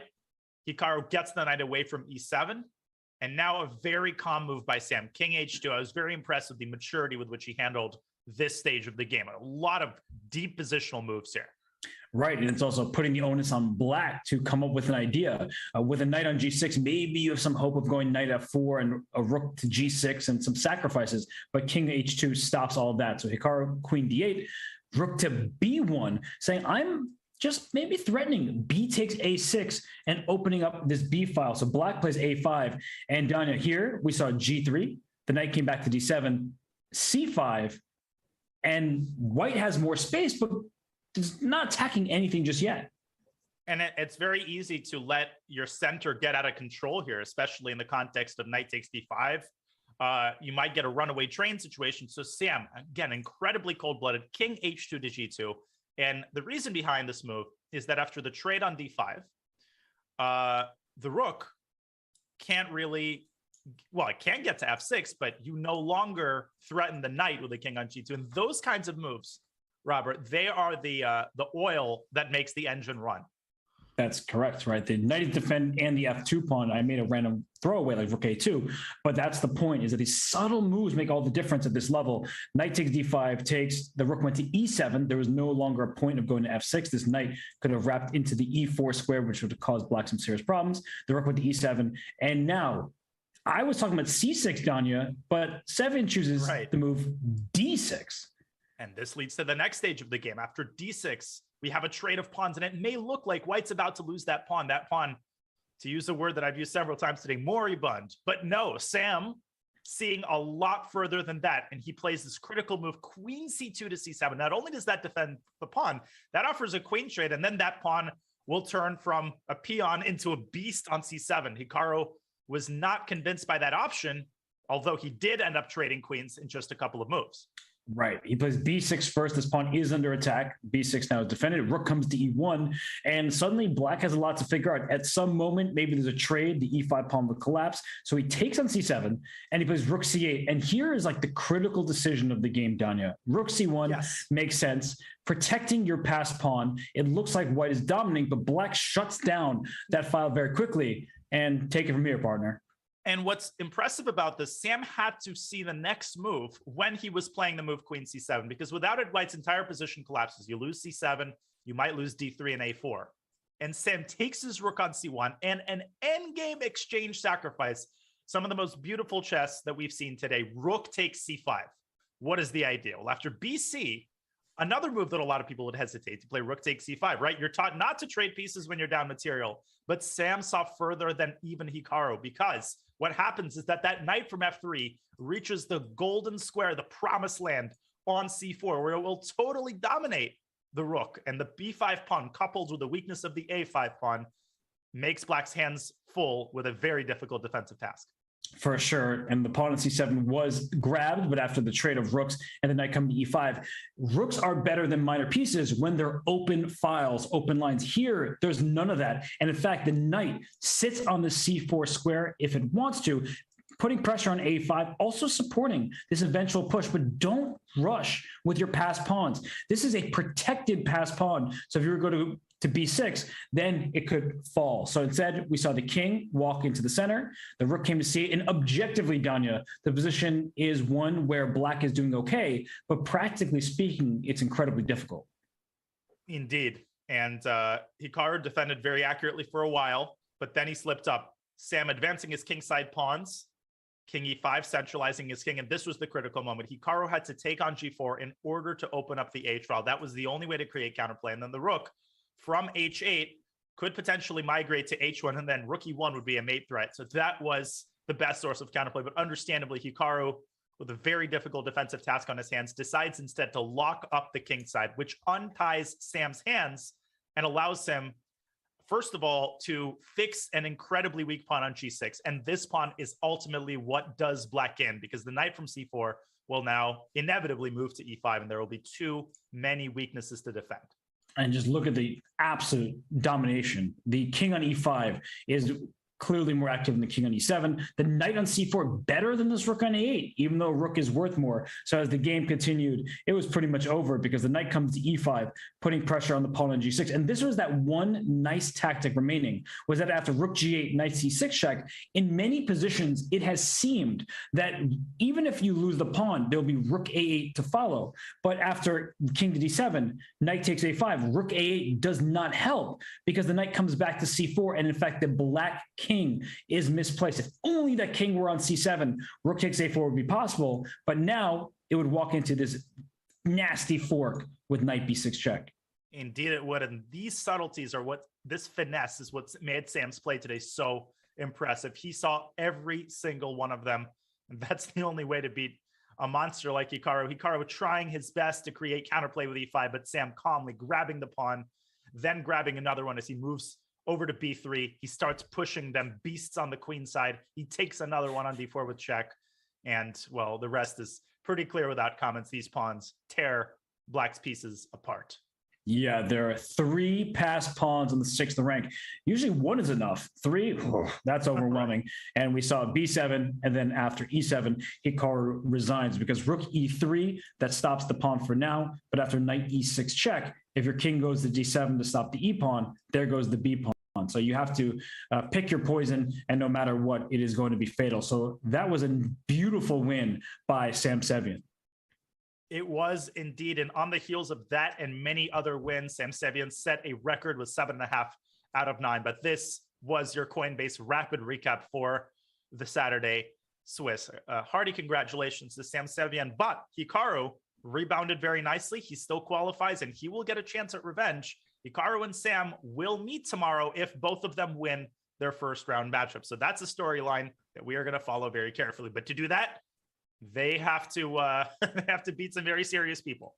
Yeah, that's a big if, not a when, because we look at the matchups here. Hikaru Nakamura takes an Anton Demchenko. Do not count out Demchenko, one of the most solid players in the field. He's also quite speedy. So with the 2-second increment, I don't think that he will be in danger on the clock, but Hikaru gets the white pieces. But of course, it's all about Sam Sevian right now. He went 7.5 out of 9, but he also has an incredibly tough opponent. Yes, he does. He has Vidit, who is now very experienced in the Sunday knockout. He's qualified several times in a row, and he is rearing to get those Grand Prix points, make a visit to the final. And speaking of Grand Prix points, we can review very quickly the current Grand Prix leaderboard after the Week 13 Swiss. Of course, this doesn't feature the updates from this week, which will only happen tomorrow, and we know who gets how many points. But Hikaru, Fabi, and Levon, both of them didn't play today. That's an opportunity, Robert, for the players in the peloton. People like, actually, a lot of people who aren't even in the top 20 need to do really well if they want to have a shot at the final 12. Well, Anish Giri made his way to the knockout. He's down there in 20th place. Sure. And Demchenko as well, right? These are players, and Maksudlu, actually 18 through 20 are all in that's kind of cool. The knockout tomorrow. And one thing I want to note as we look at the participation and then the number of knockouts from the Swisses they played in, Hikaru is a perfect 9 for 9, and there's not another player that can make that claim. No, it's unbelievable. The way Hikaru, the consistency that he has displayed in the RCC. Has he had unfortunate games? Yes, but he comes to play every single weekend, every Saturday. He's come through clutch, and he's going to be tough to stop tomorrow, especially because he's determined to avenge his loss against Sam Sevian. Tomorrow is an 8-player single elimination. It's the usual format. The only major difference is that it is 10+2. There is now a 2-second increment, which will come to the relief of a lot of players like Anton Demchenko, who aren't big fans of flag fests. If the game is drawn, there's a 3+2 game, then a bullet game, and finally an Armageddon. Sunday is always epic. Slot it away in your calendars. It is the best way to spend Sunday morning, and the best way to spend Monday morning or afternoon, depending where you are, is to watch the I Am Not a GM Speed Chess Championship, an event that everybody looks forward to all year long, including me, and a marquee matchup to kick that off. Robert, Levy against Nemo. What could possibly be better? It's going to be awesome. The I Am Not GM Speed Chess Championship is so much fun. We've already seen Greg Shahade and Lawrence Trent. They're trading videos where they're talking some smack on Twitter. But the first matchup we'll see is Levy and Nemo. These are two of the biggest content creators that the chess world has, and they're great ambassadors for the game. And they're also serious competitors. And that's the best part of this tournament. You know, with the Rapid Chess Championship, the Speed Chess Championships, these players are all well known for their playing. And many of these content creators, yes, they do a brilliant job bringing life to the game and are very instructive, but they can also play themselves. So it's going to be a fun time, to be sure. It will indeed, and it will be a fun time tomorrow. But now it has come time for us to wrap up today's broadcast. So Robert, first of all, nobody I'd rather cover the RCC with. Another great, another fun day. And I'd also like to thank everybody in the chat. As usual, we had a lot of action in the chat on Twitch and on YouTube. Thank you for watching and supporting your favorite player and forgoing your weekend brunch with friends, or watching during your weekend brunch with friends as you sneak peeks on your phone. And of course, thank you to our producer, Matt, for another excellent broadcast. Robert, your final thoughts on today's Saturday Swiss before I wrap up. Yeah, we can only say so many times how marvelous Sam Sevian played. He just crossed 2,700 FIDE over the board classical chess. Now he's continuing that with 7.5 and a 9 in the Rapid Chess Championship. I don't know who he thinks he is, but I can tell that he's becoming a superstar, and he was already known, but now he's ascending for real. And then, of course, the rest of the field that we will see tomorrow. It's easy to focus on one player. Usually that player happens to be Hikaru because he is performing so well, but all 8 participants will have a chance, and I'm looking forward to seeing Anish Giri take part in the knockout, Vida Gujrathi, and the rest, Zhumabaiev, Maksudlu. These are just great names in the world of chess. And I guess one last thing I would like to say that's not about this event. You discussed it earlier. I do once again want to express the deep sympathies for the loss of Yuri Averbach. I mean, just a wonderful, wonderful person from all accounts, and just a gem for the world of chess. So it is a bit of a sad day, but he lived past 100 years old. He brought his entire spirit to the game, and his legacy will live on. That was very well delivered, Robert, and I couldn't have said it better myself. Tomorrow is the Sunday knockout. It's going to be a lot of fun, but for now, it's time for us to bid you goodbye. And now, for everybody in the chat, our entire team at chess.com, Grandmaster Daniel Naroditsky and Grandmaster Robert Hess bidding you adieu from the Rapid Chess Championship. We will see you tomorrow. Goodbye. The Rapid Chess Championship is brought to you by Coinbase. Whether you're looking to make your first crypto purchase or you're an experienced trader, Coinbase has you covered. You can earn crypto by learning about crypto at Coinbase.com. Explore DeFi and Web3 with your Coinbase wallet. Get exclusive rewards when you spend with your Coinbase card, and much, much more. Learn more at Coinbase.com/chess and get $10 in Bitcoin when you sign up and verify your account. Check them out. Use the command sponsor or command Coinbase today and go to Coinbase.com to get that Bitcoin, baby.